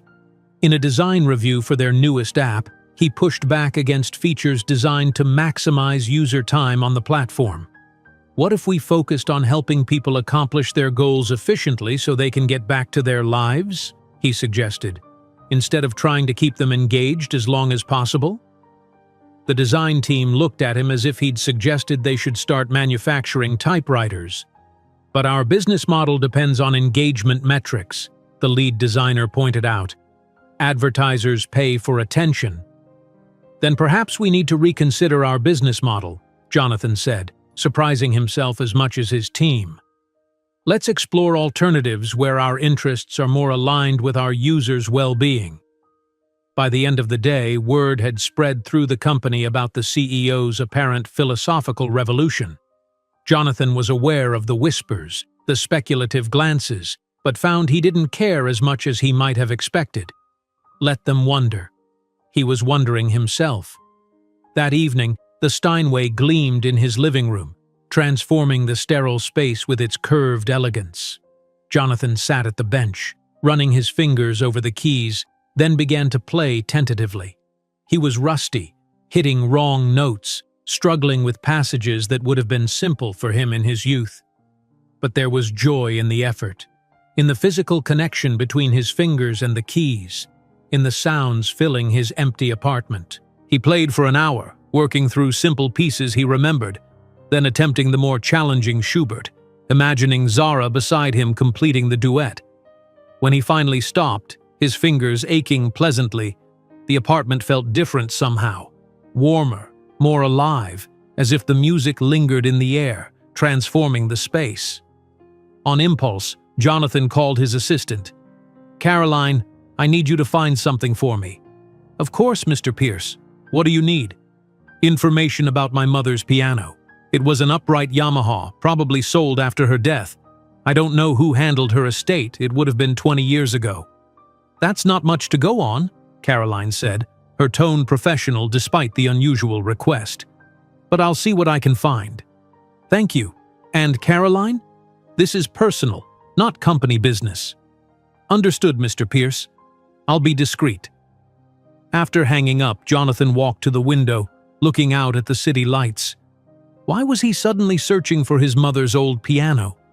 It wasn't particularly valuable or special, just a modest instrument she'd saved for years to purchase, but it had been the heart of their small apartment, the place where she'd taught him to play, where she'd found solace after long days cleaning other people's homes. His phone rang, interrupting his thoughts. It was the CFO candidate he'd rejected the previous week. "Mr. Pierce," the man began without preamble, "I understand you've turned down all candidates for the CFO position." That's correct, Jonathan confirmed, wondering how the man had obtained his personal number. I'd like to request reconsideration, but on different terms. I've been reflecting on our interview, and I don't think I presented my complete perspective on the role of finance in building sustainable companies. Jonathan was about to cut him off with a polite but firm rejection when something made him pause. I'm listening, he said instead. I believe Ethan has an opportunity to pioneer a more balanced approach to corporate finance, one that values long-term sustainability and social impact alongside shareholder returns. My background in traditional finance gives me credibility with investors, but my personal values align more with this integrated perspective. The candidate, David Chen, continued outlining a vision that balanced profit with purpose, growth with sustainability. It was as if he'd read Jonathan's mind regarding the questions he'd been asking himself lately. "Why didn't you share these views in our interview?" Jonathan asked when Chen finally paused. "Frankly, because most CEOs want a finance leader who prioritizes profit maximization and shareholder value above all else.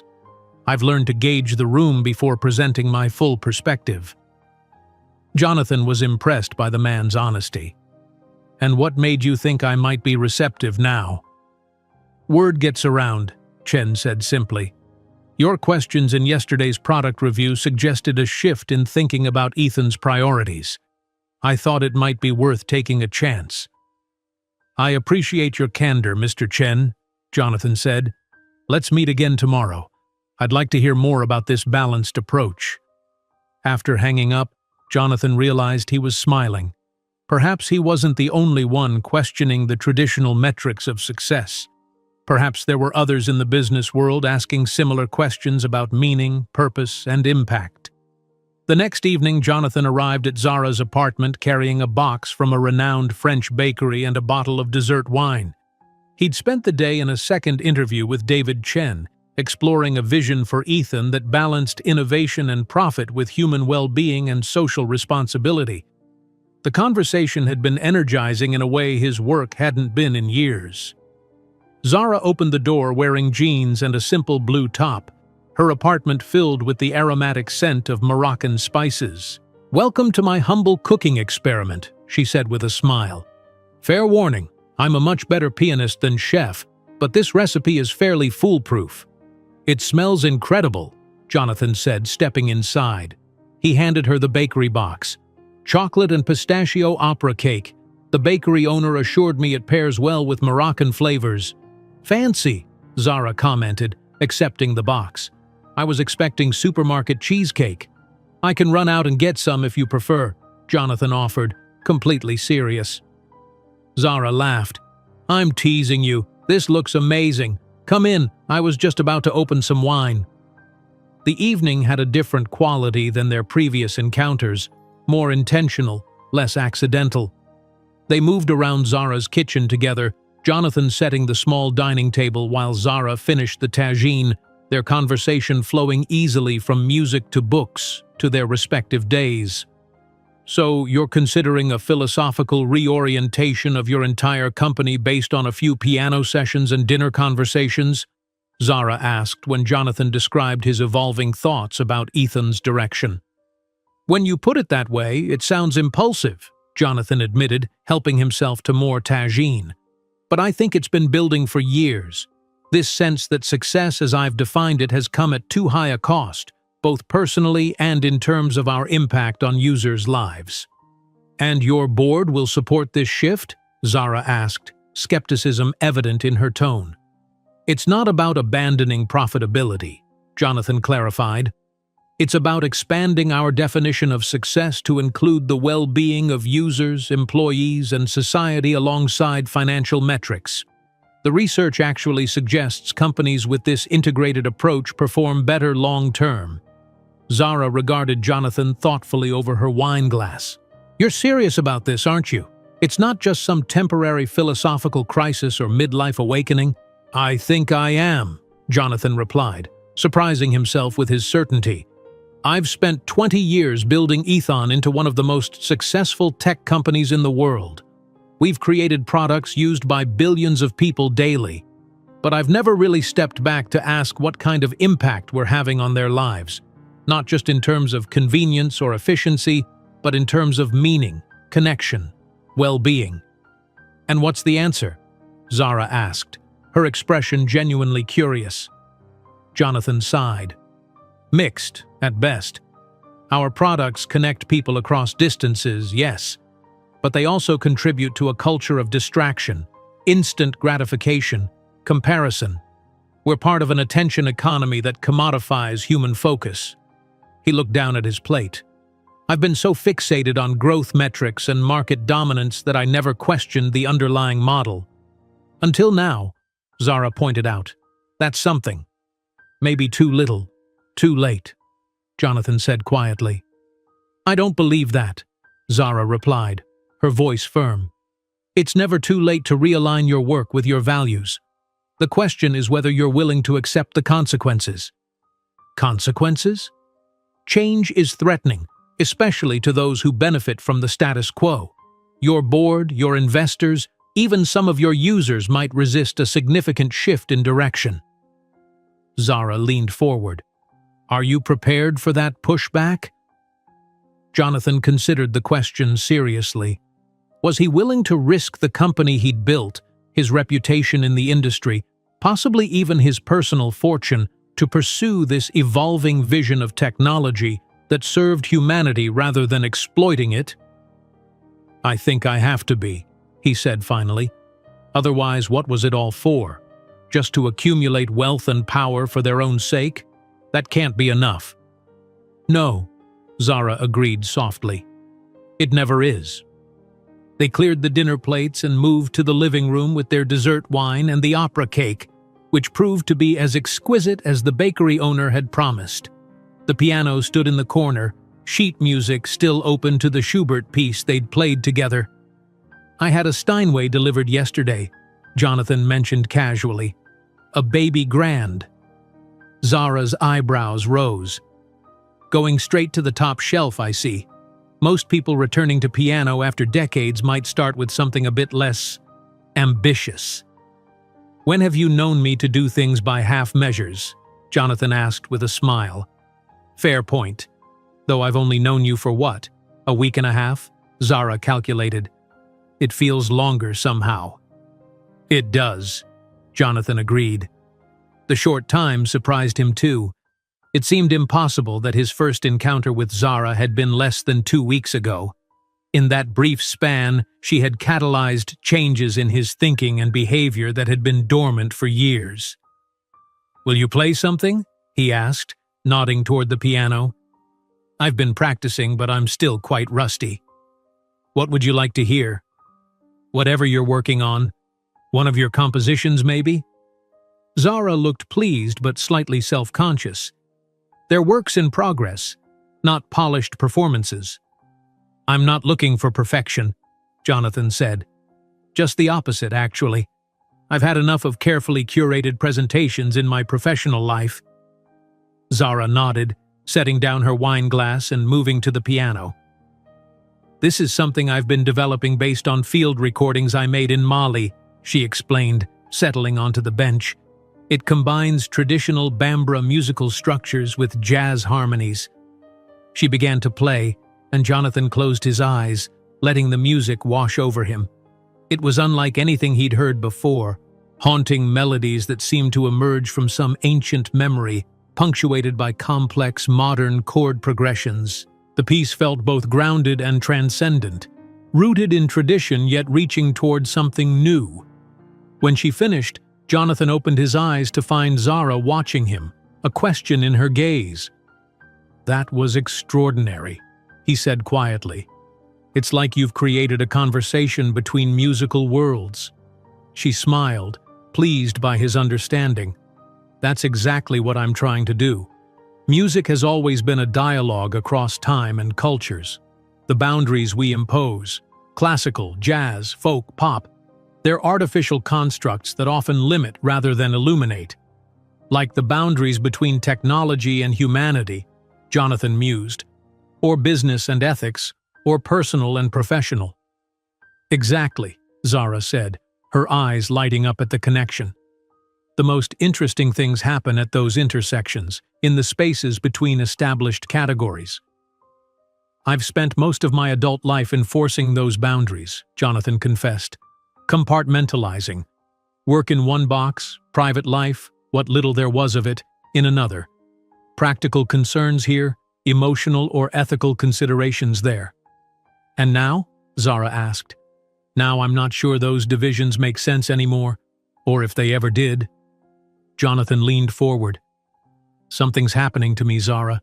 Since I heard you playing that night, since we started talking, it's as if parts of myself that I locked away years ago are reawakening. That sounds like a good thing, Zara observed. It is. But it's also terrifying. Jonathan ran a hand through his hair, a rare gesture of vulnerability. What if I've built my entire life, my whole identity, on a foundation that doesn't actually support what matters most? Zara was quiet for a moment, considering his question with the seriousness it deserved. Then you have a choice, she said finally. Continue as you have been, knowing what you now know, or begin the difficult work of rebuilding on a truer foundation. Is that what you did? After your mother died? Yes, Zara acknowledged, though not without false starts and backward steps. Change isn't linear, Jonathan, especially when it involves core aspects of your identity. They sat in companionable silence for a while, the weight of their conversation settling around them. Outside, snow had begun to fall again, large flakes drifting past the windows. Would you play for me now? Zara asked finally. On my piano, before you invite me up to christen your fancy new Steinway. The invitation to her piano, and the implied future invitation to his, carried a significance that wasn't lost on Jonathan. They were creating a continuity, a relationship that extended beyond this evening. I'll embarrass myself, he warned, but he was already rising from the couch. Good, Zara said with a smile. Humility is an underrated virtue among tech billionaires. Jonathan settled at the piano, flexing his fingers nervously. Any requests? Whatever feels true, Zara replied. Not impressive, true. Jonathan nodded, understanding. After a moment, he began to play Debussy's Clair de Lune, a piece his mother had loved. His technique was imperfect, some passages too rushed, others hesitant, but as he surrendered to the music, technical precision seemed less important than the emotion he was conveying. The piece spoke of moonlight, of quiet beauty, of things glimpsed rather than fully possessed. When he finished, he kept his hands on the keys, afraid to break the spell the music had cast. Zara had moved to stand beside the piano, her expression soft in the dim light. Your mother taught you well, she said quietly. She did her best, Jonathan agreed, with limited resources and even less time. Yet she made sure you had music in your life, Zara observed. That says something about what she valued. She believed everyone deserved beauty, Jonathan said, echoing Zara's earlier description of her own mother, no matter their circumstances. A wisdom our achievement-obsessed culture often forgets, Zara murmured. She sat beside him on the piano bench, their shoulders nearly touching. Play something else? Something you remembered this week while practicing? Jonathan thought for a moment, then began a Bach prelude, one of the simpler pieces he'd been working through. Again, his playing wasn't flawless, but there was an honesty to it, a vulnerability in showing his imperfect return to a once-beloved skill. As he played, Zara leaned slightly against his shoulder, a gentle pressure that felt like encouragement, like permission to be less than perfect. When he finished, neither moved away immediately, comfortable in the closeness. Thank you, Jonathan said softly. For this, for all of it. For what exactly? Zara asked, turning slightly to face him. For seeing the person behind the CEO, for challenging me without agenda, for reminding me that there's more to life than quarterly reports and market share. He met her eyes. For playing Chopin at 3 a.m. Zara smiled, the warmth of it reaching her eyes. I should be thanking you for being curious enough to knock on a stranger's door in the middle of the night. Not many people would have taken that risk." "Best risk I've taken in years," Jonathan admitted. The moment stretched between them, charged with possibility. Jonathan was acutely aware of her proximity, of the subtle scent of her perfume, of how easy it would be to close the small distance between them. But something held him back. Not fear exactly, but a sense that whatever was developing between them deserved time, deserved the space to unfold naturally. Zara seemed to sense his hesitation. She stood, breaking the moment with grace. "More wine?" she offered, moving toward the kitchen. "Please," Jonathan replied, grateful for her intuitive understanding of his ambivalence. As she poured their drinks, Jonathan's phone buzzed with an email notification. He glanced at it automatically, then straightened in surprise. "Everything okay?" Zara asked, returning with the refilled glasses. "My assistant," Jonathan explained. "She's been searching for my mother's old piano. Apparently it was sold to a community music school in Queens after her death. The school closed 5 years ago, but she's tracked the piano to a storage facility in Brooklyn." "Are you going to reclaim it?" Zara asked, understanding immediately why this would matter to him. "I think I am," Jonathan said. "It's not valuable, just a modest upright that was already old when she bought it. But it was the heart of our home."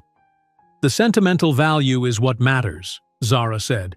"Objects carry memories, histories, especially musical instruments which absorb something of everyone who's played them." "That's a lovely way to think about it," Jonathan said, though not very scientific for an anthropologist. Zara laughed. "Anthropology isn't just about documenting observable facts. It's about understanding meaning, how people invest objects, places, practices with significance that transcends their material properties. Like a worn, upright piano that connects a billionaire to his working-class roots?" "Exactly like that," Zara confirmed.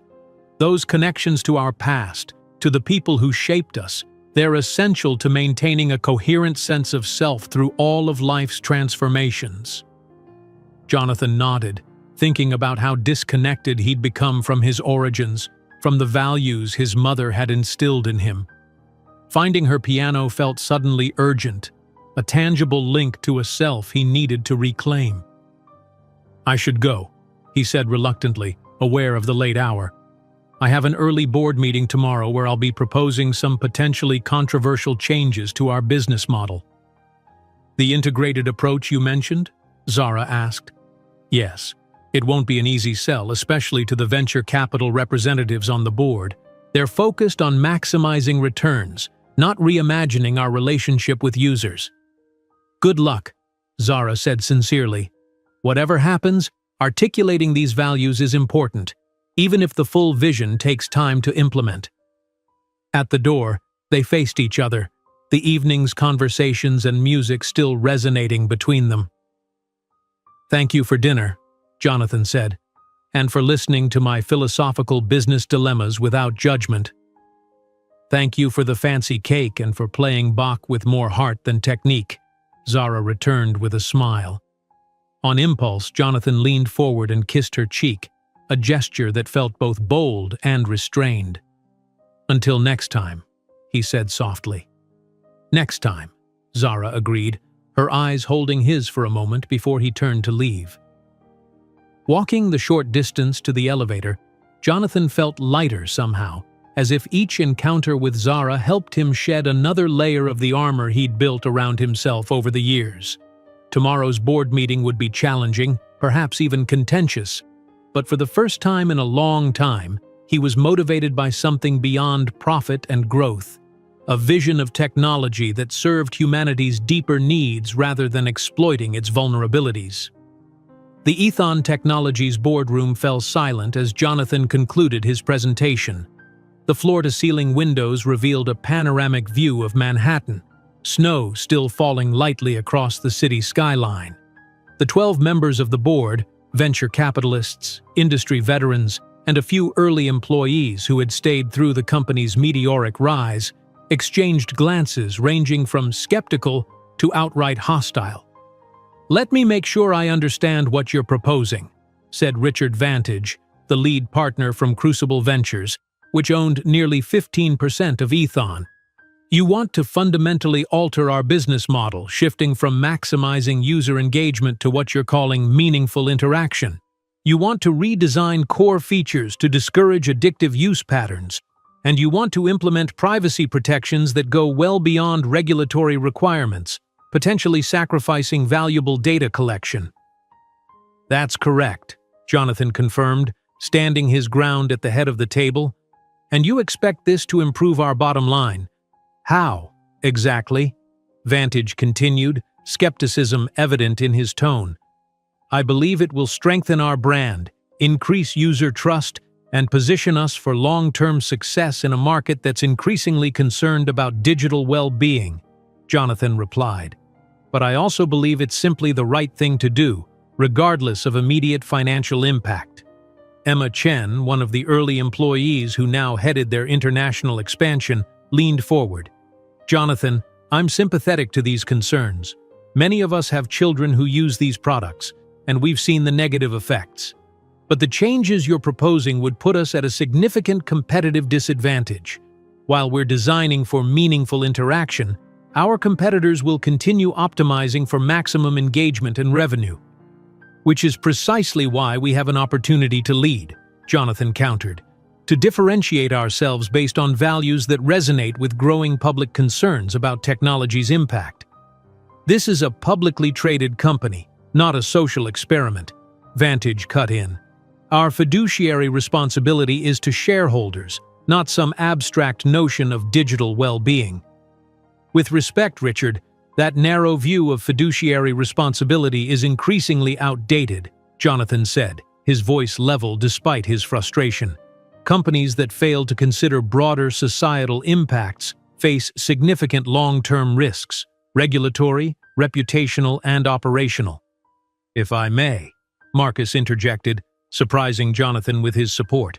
The research actually backs Jonathan's position. Companies with strong ESG performance, environmental, social, and governance factors, consistently outperform their peers over time. What Jonathan is proposing could be framed as strengthening our governance and social impact, potentially increasing our valuation multiple. The discussion continued for nearly 2 hours, growing increasingly heated as different factions formed.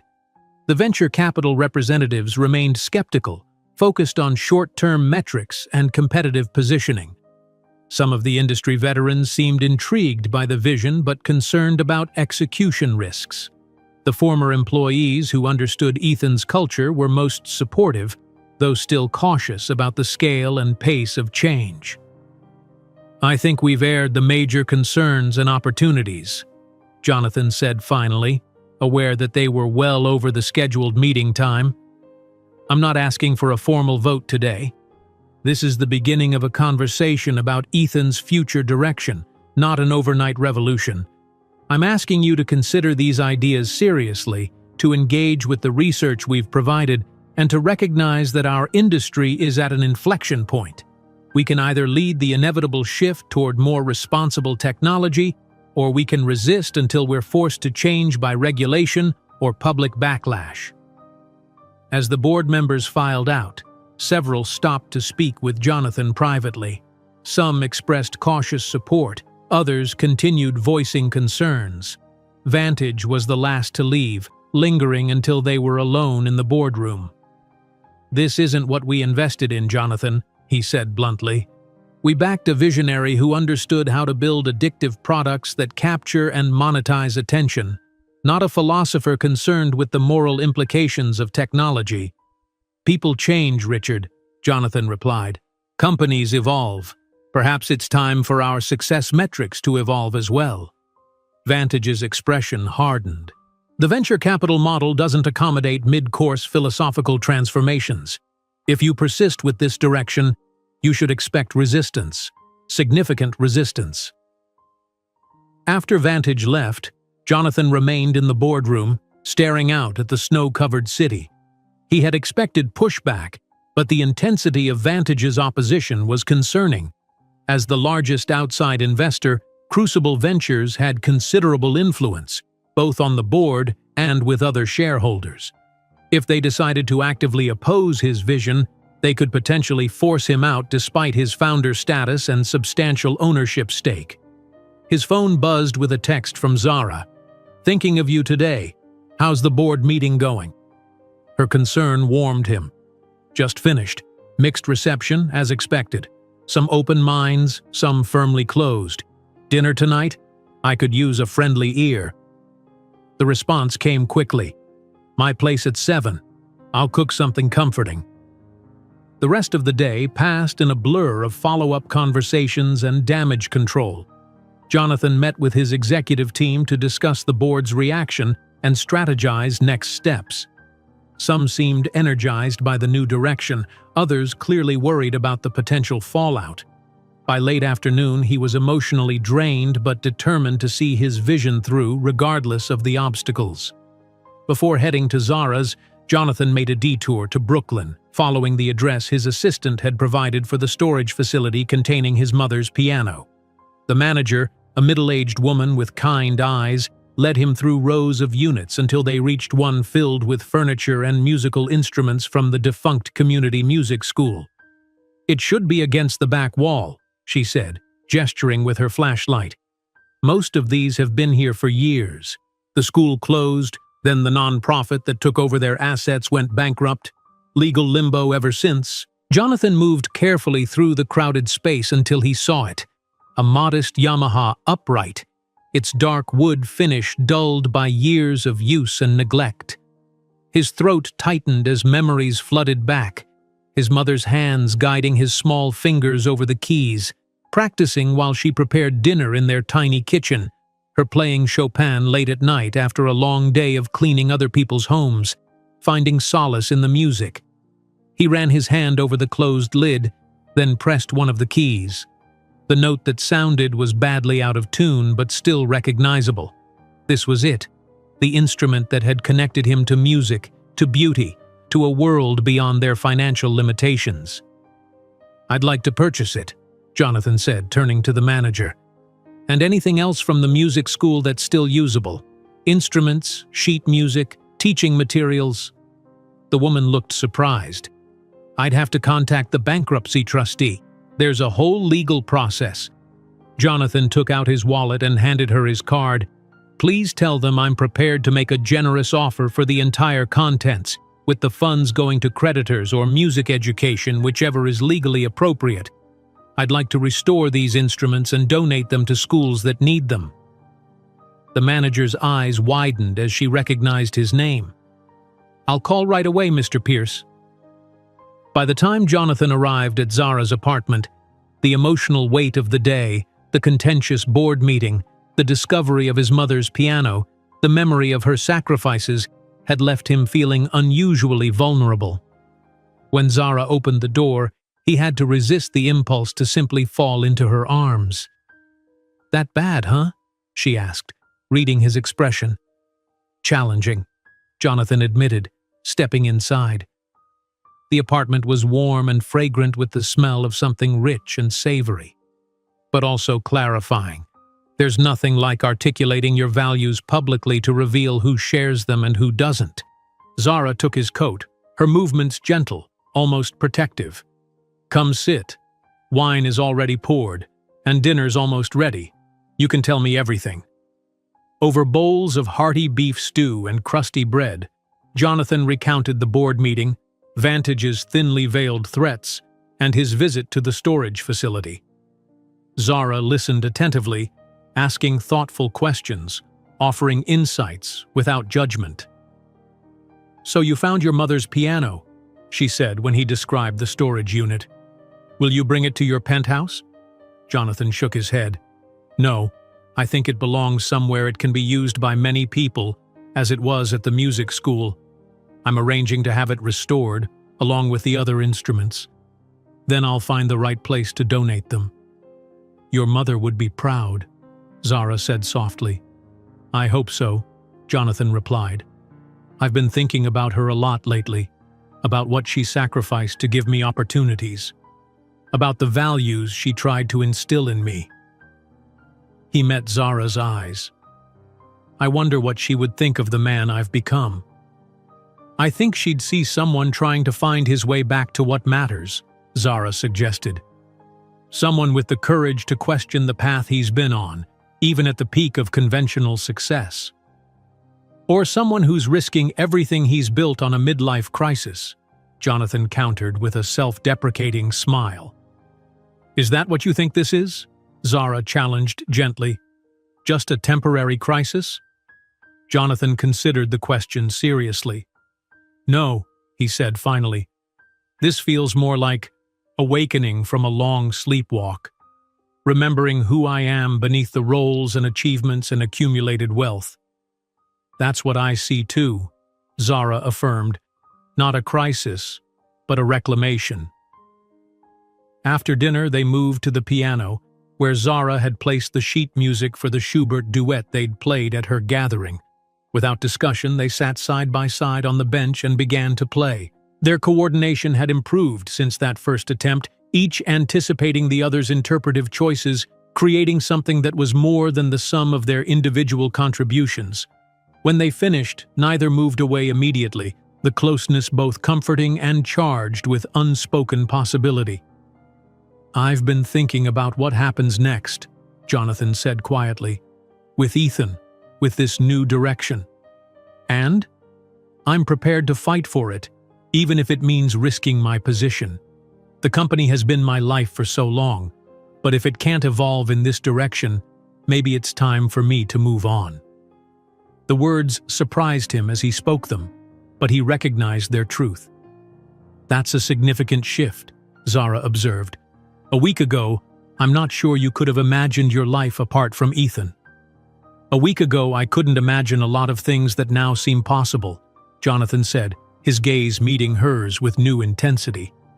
Zara held his gaze, neither advancing nor retreating from the moment's intimacy. "Like what?" "Like finding someone who sees past all the external trappings to the person underneath. Someone who challenges me to question assumptions I've held for decades. Someone who plays Schubert with me at midnight and makes me believe I can be more than just a successful CEO." Zara's expression softened, but she maintained a gentle directness that Jonathan had come to value. "I'm glad to be that person for you, but I'm also cautious about becoming a symbol in someone else's transformation story." "What do you mean?" Jonathan asked, genuinely curious rather than defensive. "Sometimes when people are going through profound changes, they attach special significance to whoever happens to be there at that pivotal moment," Zara explained. "It's easy to conflate the catalyst with the change itself." Jonathan nodded slowly, appreciating her honesty. "You're worried I'm not seeing you clearly, just what you represent in my current journey. It's a reasonable concern given the condensed timeline and the magnitude of what you're experiencing," Zara pointed out. "2 weeks ago, we were strangers." "True," Jonathan acknowledged, "but some connections don't follow conventional timelines."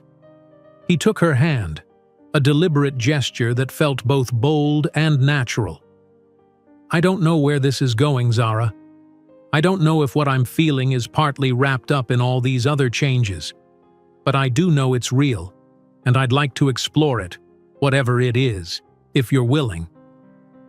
Zara looked down at their joined hands, then back to his face.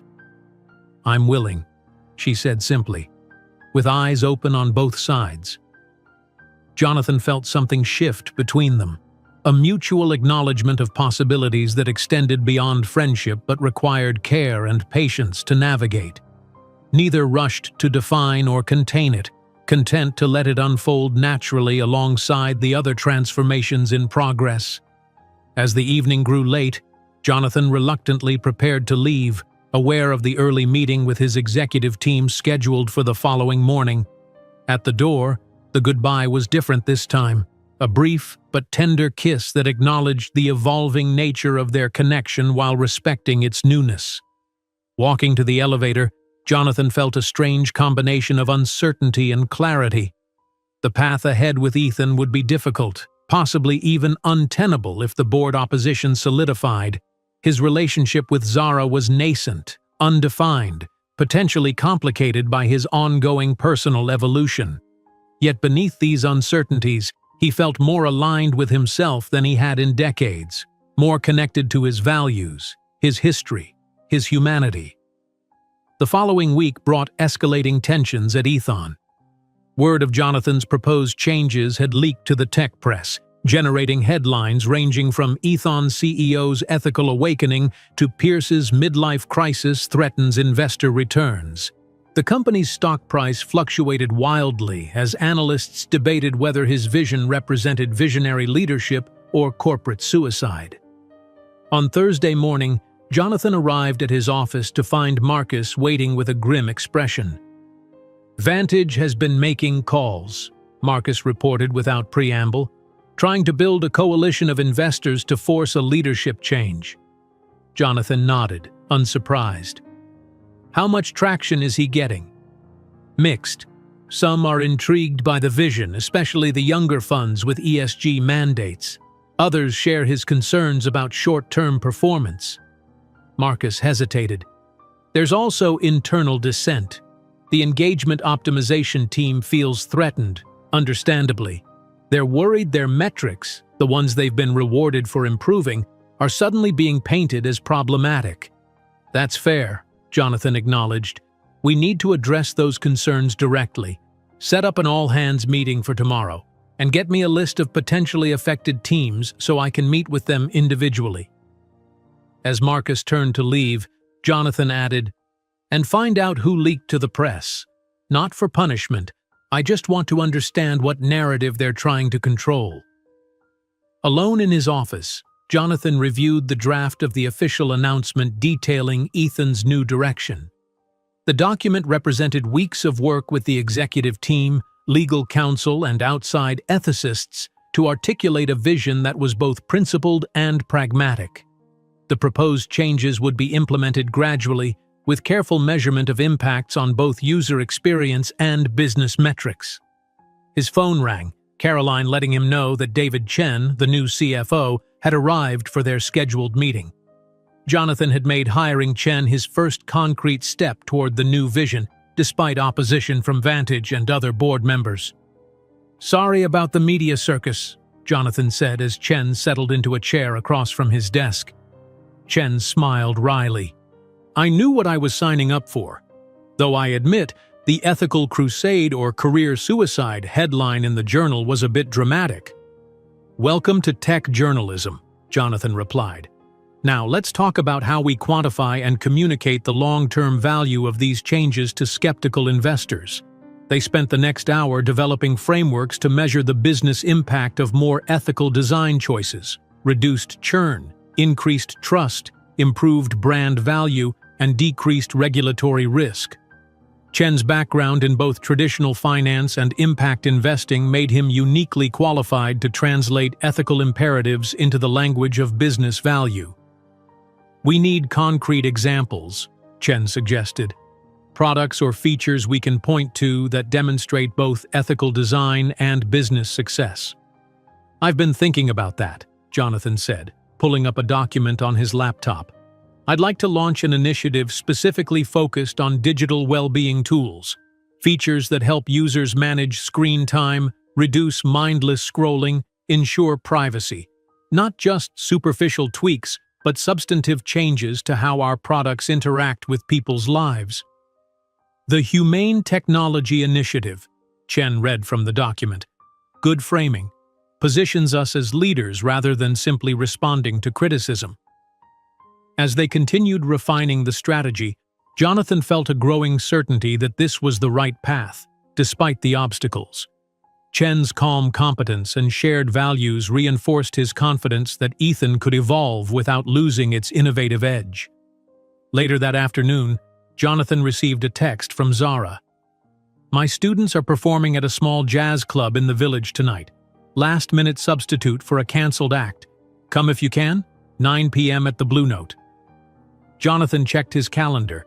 He had a dinner with potential strategic partners scheduled until 8:30. "I'll try to make it by 9:30. Save me a seat? You'll have to stand at the back like all the other latecomers," came the teasing reply. "But I'll save you a drink." The prospect of seeing Zara lightened Jonathan's mood as he headed into his next meeting. They'd seen each other several times since their kiss, carefully navigating the evolving terrain between them. Neither rushed to define their relationship, both aware of the complexities involved, his ongoing personal and professional transformation, her legitimate concerns about becoming entangled in someone else's reinvention story. Yet each encounter deepened their connection. They'd played more duets on both his Steinway and her upright. They'd discussed books, debated the ethics of technology, shared quiet dinners at her apartment and his. They'd begun to learn each other's habits, preferences, histories, the small intimacies that form the foundation of something meaningful. By the time Jonathan arrived at the Blue Note, it was nearly 10 p.m. The club was packed, the air thick with conversation and the rich sounds of a talented student ensemble playing sophisticated arrangements of jazz standards. He scanned the crowd, finally spotting Zara at a small table near the stage, nodding in time with the music. As he made his way toward her, Jonathan noticed several heads turning, whispers of recognition following in his wake. His recent media exposure had made his face more broadly familiar beyond business circles. When he reached Zara's table, she looked up with a bright smile that eased the tension he'd been carrying all day. "Sorry I'm late," he said, bending to kiss her cheek. "The partners' dinner ran long." "You're here now," Zara replied, sliding a glass of whiskey toward him. "What do you think of my students?" "They're excellent," Jonathan said sincerely, listening as the ensemble moved through a complex improvisation. "That trumpet player is extraordinary." Marcus, first-year grad student, focused on West African influences on American jazz. Zara's pride in her students was evident. Most of them are studying ethnomusicology, but they're all skilled performers too. Jonathan settled in, allowing the music to wash away the stress of the day. Watching Zara in this context, respected mentor, passionate advocate for her students' talent, added another dimension to his understanding of her. She existed fully in this world that had nothing to do with him or his recent awakening, a world she had built through years of dedicated work and authentic passion. During a break between sets, several students approached their table, greeting Zara warmly and regarding Jonathan with curious glances. "Everyone, this is Jonathan," Zara introduced simply, without mentioning his last name or position. "Jonathan, meet the next generation of musical anthropologists and performers." They shook hands, the students asking Jonathan about his musical background and seeming genuinely interested in his recent return to piano. No one mentioned Ethan or Tech, either not recognizing him or politely avoiding the topic. "Professor Watson says you're working on the Schubert Fantasia," said Marcus, the trumpet player. "That's a challenging piece." "I'm relearning it after a 20-year hiatus," Jonathan admitted. "Professor Watson is patient with my rustiness." "She's demanding but fair," Marcus replied with a grin toward Zara. "Expects excellence but understands the process of getting there." "An apt description," Jonathan agreed, catching Zara's eye with a warm glance. As the students returned to the stage for their second set, Zara leaned closer to Jonathan. "I saw the Wall Street Journal article today. Ethical crusade or career suicide? Subtle journalism. The media loves a dramatic narrative," Jonathan said, taking a sip of his whiskey. "Though in this case, they might not be entirely wrong about the risks." "How bad is it?" Zara asked, her expression concerned. "Vantage is actively working to replace me. The stock is volatile. Some of the team feels blindsided." Jonathan sighed. "But there's also support, both internally and from unexpected external quarters. Several major institutional investors have expressed interest in our new direction." "And if Vantage succeeds?" Zara pressed gently. "If they force you out?" Jonathan considered the question, surprised to find that the prospect didn't terrify him as it once would have. "Then I'll build something new, something aligned with these values from the ground up. Ethan was my first creation, but it doesn't have to be my last." Zara studied him, a small smile playing around her lips. "You really have changed, haven't you? The Jonathan I first met would never have contemplated life beyond Ethan. The Jonathan you first met was sleepwalking, he replied. Successful but hollow. The music resumed, the ensemble launching into a contemporary composition that blended traditional jazz structures with global influences. As they listened, Jonathan's hand found Zara's under the table, their fingers intertwining naturally.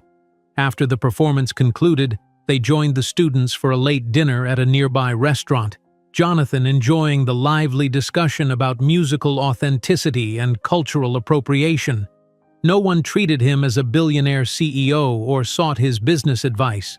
He was simply Zara's friend who was rediscovering his passion for piano.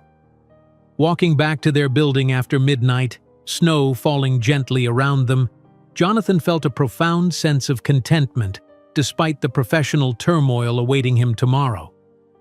"I've been meaning to ask," Zara said as they strolled. "What happened with your mother's piano? Did you finalize the purchase?" "Yes, it's being restored now, along with the other instruments from the storage unit." Jonathan's expression grew thoughtful. "I've been thinking about what to do with them. I want them to be used, not just displayed or stored away again." "What are you considering?" "A music education program for underserved communities," Jonathan replied. "Not just providing instruments, but also instruction, performance opportunities, exposure to different musical traditions." Zara's face lit up. "That sounds wonderful. Much better than just writing a check to an existing program." "I'd like your input on the design," Jonathan said. "Your expertise in both music education and cultural anthropology would be invaluable." "I'd be honored," Zara said sincerely. "Though I should warn you, involving me means you'll get a program that emphasizes cross-cultural understanding and musical traditions beyond the Western canon." "That's exactly what I want," Jonathan assured her. "Not just classical training, but a broader exploration of how music connects communities and preserves cultural memory." They had reached their building, stepping into the warm lobby with snow melting on their coats. In the elevator, Jonathan found himself reluctant to part ways. "Would you like to come up?" he asked as they approached Zara's floor. "I've been practicing a new piece I'd like you to hear." Zara hesitated only briefly before nodding. "I'd like that." In Jonathan's penthouse, the Steinway dominated the once minimalist living room, sheet music scattered across its surface. The space had transformed in other ways too. Books stacked on coffee tables, framed photographs Jonathan had unearthed from storage, a colorful throw Zara had brought one evening when she complained about the sterile decor. Jonathan removed his coat, gesturing for Zara to make herself comfortable while he prepared coffee. She wandered to the piano, examining the music he'd been practicing. "Debussy's Reverie," she noted. "Beautiful choice." "It reminds me of you," Jonathan said simply, returning with 2 mugs. Thoughtful, complex, unexpectedly moving. Zara accepted the coffee with a smile that suggested she found his comparison both charming and slightly amusing. "Play it for me?" Jonathan sat at the piano, collecting himself before beginning the gentle, dreamlike piece. His technique was improving with regular practice, though still not what it had been in his youth. But his interpretation had gained something his youthful playing had lacked: emotional depth, a lived understanding of the piece's contemplative mood.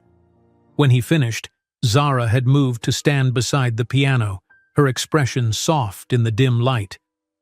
"That was lovely," she said quietly. "You're finding your own voice with it." "I had a good teacher," Jonathan replied, looking up at her. "Someone who reminded me that music is about expression, not just technical perfection."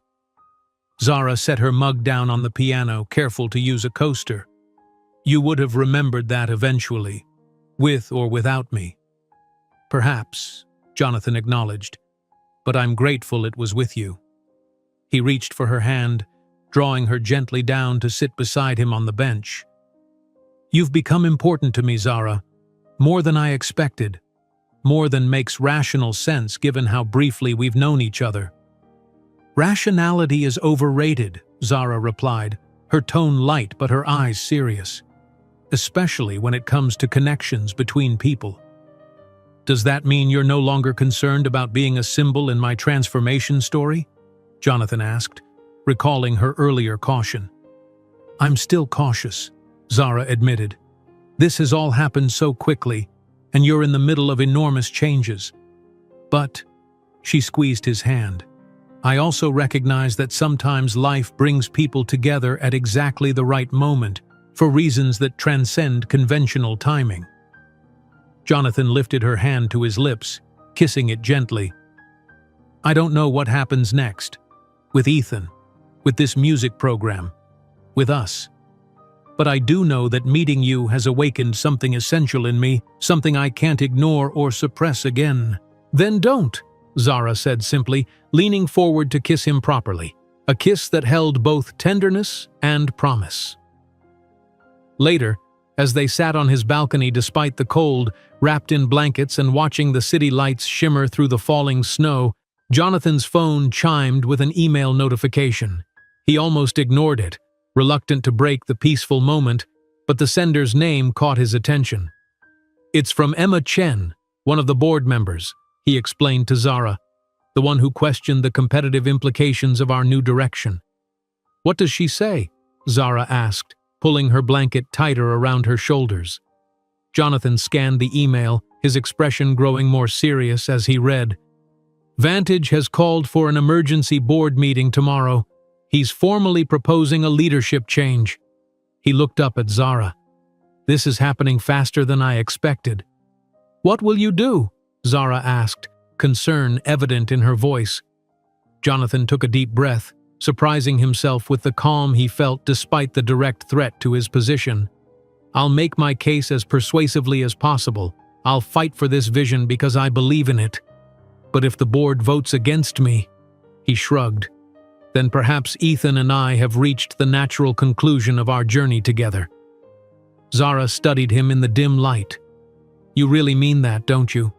You're prepared to walk away from the company you built. I'm prepared to stay true to what I believe is right, Jonathan corrected gently, even if that means letting go of something that's been central to my identity for 20 years. She reached for his hand under the blankets. Whatever happens tomorrow, you won't face it alone. Jonathan squeezed her hand, drawing strength from her presence, from the music they'd shared, from the growing certainty that whatever the board decided, he was finally on the right path, one aligned with his deepest values rather than external metrics of success. Jonathan arrived at Ethan headquarters early, the winter sun just beginning to illuminate the Manhattan skyline. The emergency board meeting wasn't scheduled until 10, but he wanted time to center himself, to prepare for what might be the most consequential presentation of his career. He walked through the quiet offices, remembering the early days when the entire company consisted of just 6 people working in a converted warehouse in Brooklyn. How proud he'd been when they'd moved into their first real office, then their second, and finally this gleaming tower with its sweeping views and state-of-the-art facilities. Ethan had been his life's work, his identity, his purpose for so long.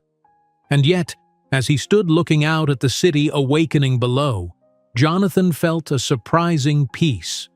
Whatever happened today, he had found something that transcended professional achievement, a reconnection with himself, with what truly mattered to him beyond success and status.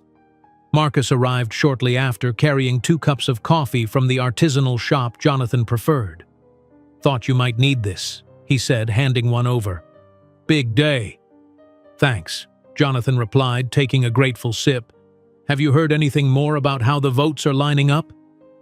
Marcus leaned against the window, his expression grave. It's going to be close. Vantage has definitely secured support from the more traditional investors, Meridian Capital, Summit Partners. But Emma is leaning our way, and she carries influence with several others. He paused. There's something else you should know. Vantage has already approached several potential replacement CEOs. Sources say he's got someone lined up if the vote goes his way. Jonathan nodded, unsurprised. That's been his plan from the beginning. This isn't just about my new direction. It's about control of Ethan's future. Are you ready for this? Marcus asked quietly. As ready as I'll ever be, Jonathan replied, straightening his shoulders. Let's review the presentation one more time. By 10 o'clock, the boardroom was filled with tension so thick it seemed to vibrate in the air. The 12 board members sat around the polished table, faces carefully neutral as Jonathan entered with Marcus and David Chen. Richard Vantage's expression was the only openly hostile one, his mouth set in a grim line of determination. "Good morning," Jonathan began, taking his place at the head of the table. "I understand this emergency meeting was called to discuss concerns about Ethan's new strategic direction and my leadership. Before we move to any formal motions or votes, I'd like to address these concerns directly." Vantage leaned forward. "Let's not waste time, Jonathan. We all know why we're here. Your recent philosophical shift has created significant market uncertainty and threatens the company's competitive position. The board has a fiduciary duty to ensure stable leadership aligned with shareholder interests. And that's precisely what I intend to discuss," Jonathan replied calmly. "What constitutes shareholder interests in today's market environment? Short-term stock fluctuations or long-term sustainable growth, maximizing current revenue at any cost, or building a resilient company that creates enduring value?"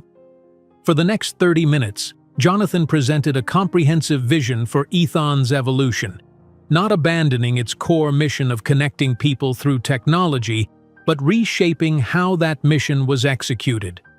With David Chen's help, he outlined concrete metrics for measuring success beyond engagement and revenue, including user well-being, privacy protection, and positive social impact.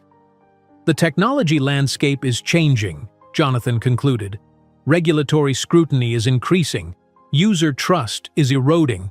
The companies that will thrive in the next decade aren't those that extract maximum value from users, but those that create maximum value for users." He paused, looking each board member in the eye.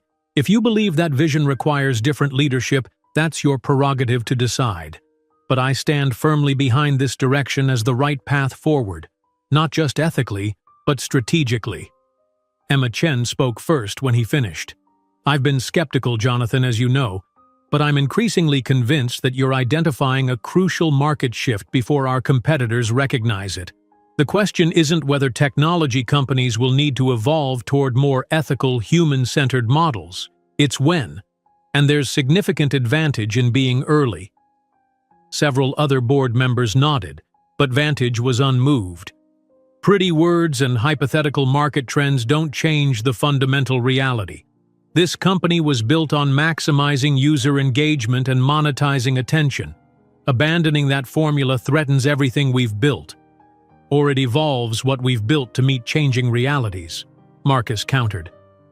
The debate continued for another hour, growing increasingly heated as different factions argued their positions. Jonathan remained calm throughout, responding to challenges with data rather than emotion, articulating a vision that was both principled and pragmatic. Finally, Vantage called for the vote. The motion before the board is to remove Jonathan Pierce as CEO of Ethan Technologies and appoint an interim leader while a search committee identifies a permanent replacement. Jonathan held his breath as the votes were cast. One by one, board members stated their positions. The early votes favored Vantage, but then the tide began to turn. Emma voted against the motion, as did several others who had been considered swing votes. When the final tally was announced, Jonathan had survived by the narrowest of margins, 7-5 against removal. Vantage's face darkened with anger. "This isn't over, Jonathan. The market will render its own verdict on your ethical evolution." "You're right, Richard," Jonathan agreed. "The market will decide. But I believe it will affirm rather than reject this direction." He turned to address the full board. "I appreciate your support, even those who voted differently. I understand the concerns, and I take them seriously. My commitment is to execute this vision in a way that strengthens Ethan's market position rather than undermining it." As the board members filed out, some stopped to speak with Jonathan privately. Emma lingered until they were alone. "That was closer than comfortable," she observed. "Vantage won't give up easily." "I know," Jonathan acknowledged, "but this gives us time to demonstrate that ethical technology and business success aren't mutually exclusive."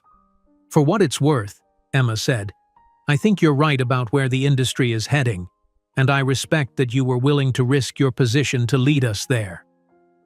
After Emma left, Jonathan sat alone in the boardroom, absorbing what had just transpired. He had survived, but the margin was razor thin. The real work was just beginning, proving that his vision could translate into sustainable business success. He texted Zara, "Still CEO? By 2 votes. Long road ahead." Her response came quickly. "Congratulations on the first step. One day at a time. Dinner tonight to celebrate?" "Yes. But first, I need to visit a place. Would you meet me in Queens at 4? Sending address now." That afternoon, Jonathan stood outside a weathered brick building in a working-class Queens neighborhood. A faded sign identified it as the Harmony Community Center, though the facility had clearly seen better days. Zara approached, curiosity evident in her expression. "What is this place?" she asked, looking at the building. "Currently, an underfunded community center serving a diverse neighborhood," Jonathan explained. "But I've been in talks with the director about expanding their programs." He took her hand. "I want to show you something." Inside, a middle-aged woman with kind eyes greeted them. "Mr. Pierce, right on time. Everything's set up in the back room." She led them through a maze of hallways to a large room that might once have been a gymnasium. In the center stood a collection of musical instruments, violins, cellos, flutes, trumpets, and in the middle, a refurbished upright Yamaha piano that Jonathan recognized immediately. "My mother's piano," he said softly, "along with the other instruments from the music school, all restored and ready for new students." Zara walked slowly around the collection, running her fingers gently over the piano's polished surface. "This is incredible, Jonathan. But why here specifically?" "This center serves 3 schools with no music programs due to budget cuts," Jonathan explained. "The director has been trying to start music education for years but lacked instruments and funding for teachers." He turned to the woman who had greeted them. "Ms. Daniels has agreed to let us launch a pilot program here." "Us?" Zara asked, raising an eyebrow. "I was hoping you might help design the curriculum," Jonathan said. "Something that combines traditional music education with your expertise in diverse musical traditions. The foundation would provide funding for instruments, space, and teachers' salaries." "Foundation?" Zara questioned. "The Pierce Family Music Foundation," Ms. Daniels explained. "Mr. Pierce established it last week. Quite generous initial funding, I must say." Zara turned to Jonathan, surprise evident in her expression. "You've been busy." "Preparing for either outcome today," Jonathan admitted.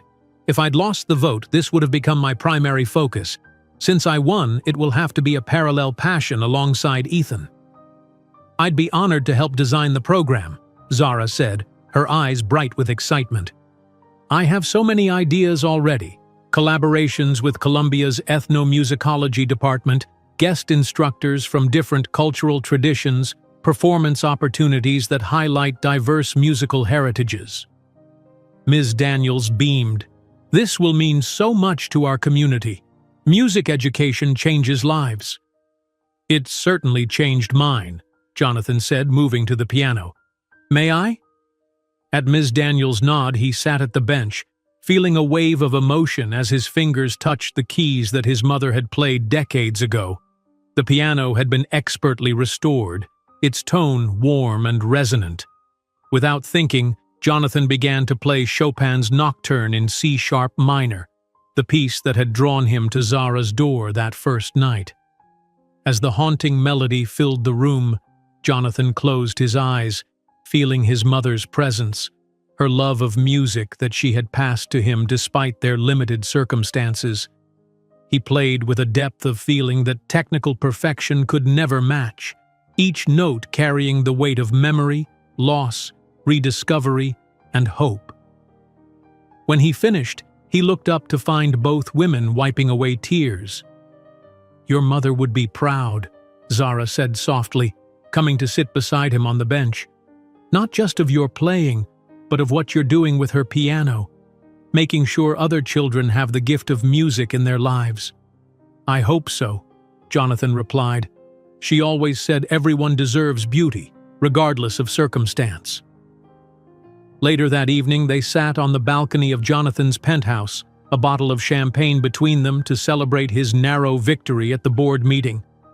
The city lights sparkled below, and a gentle snow had begun to fall again, adding to the sense of quiet enchantment. "So what happens now?" Zara asked, drawing her blanket closer against the cold. "With Ethan? With the foundation? With everything?" Jonathan considered the question, watching the snow drift down over Manhattan.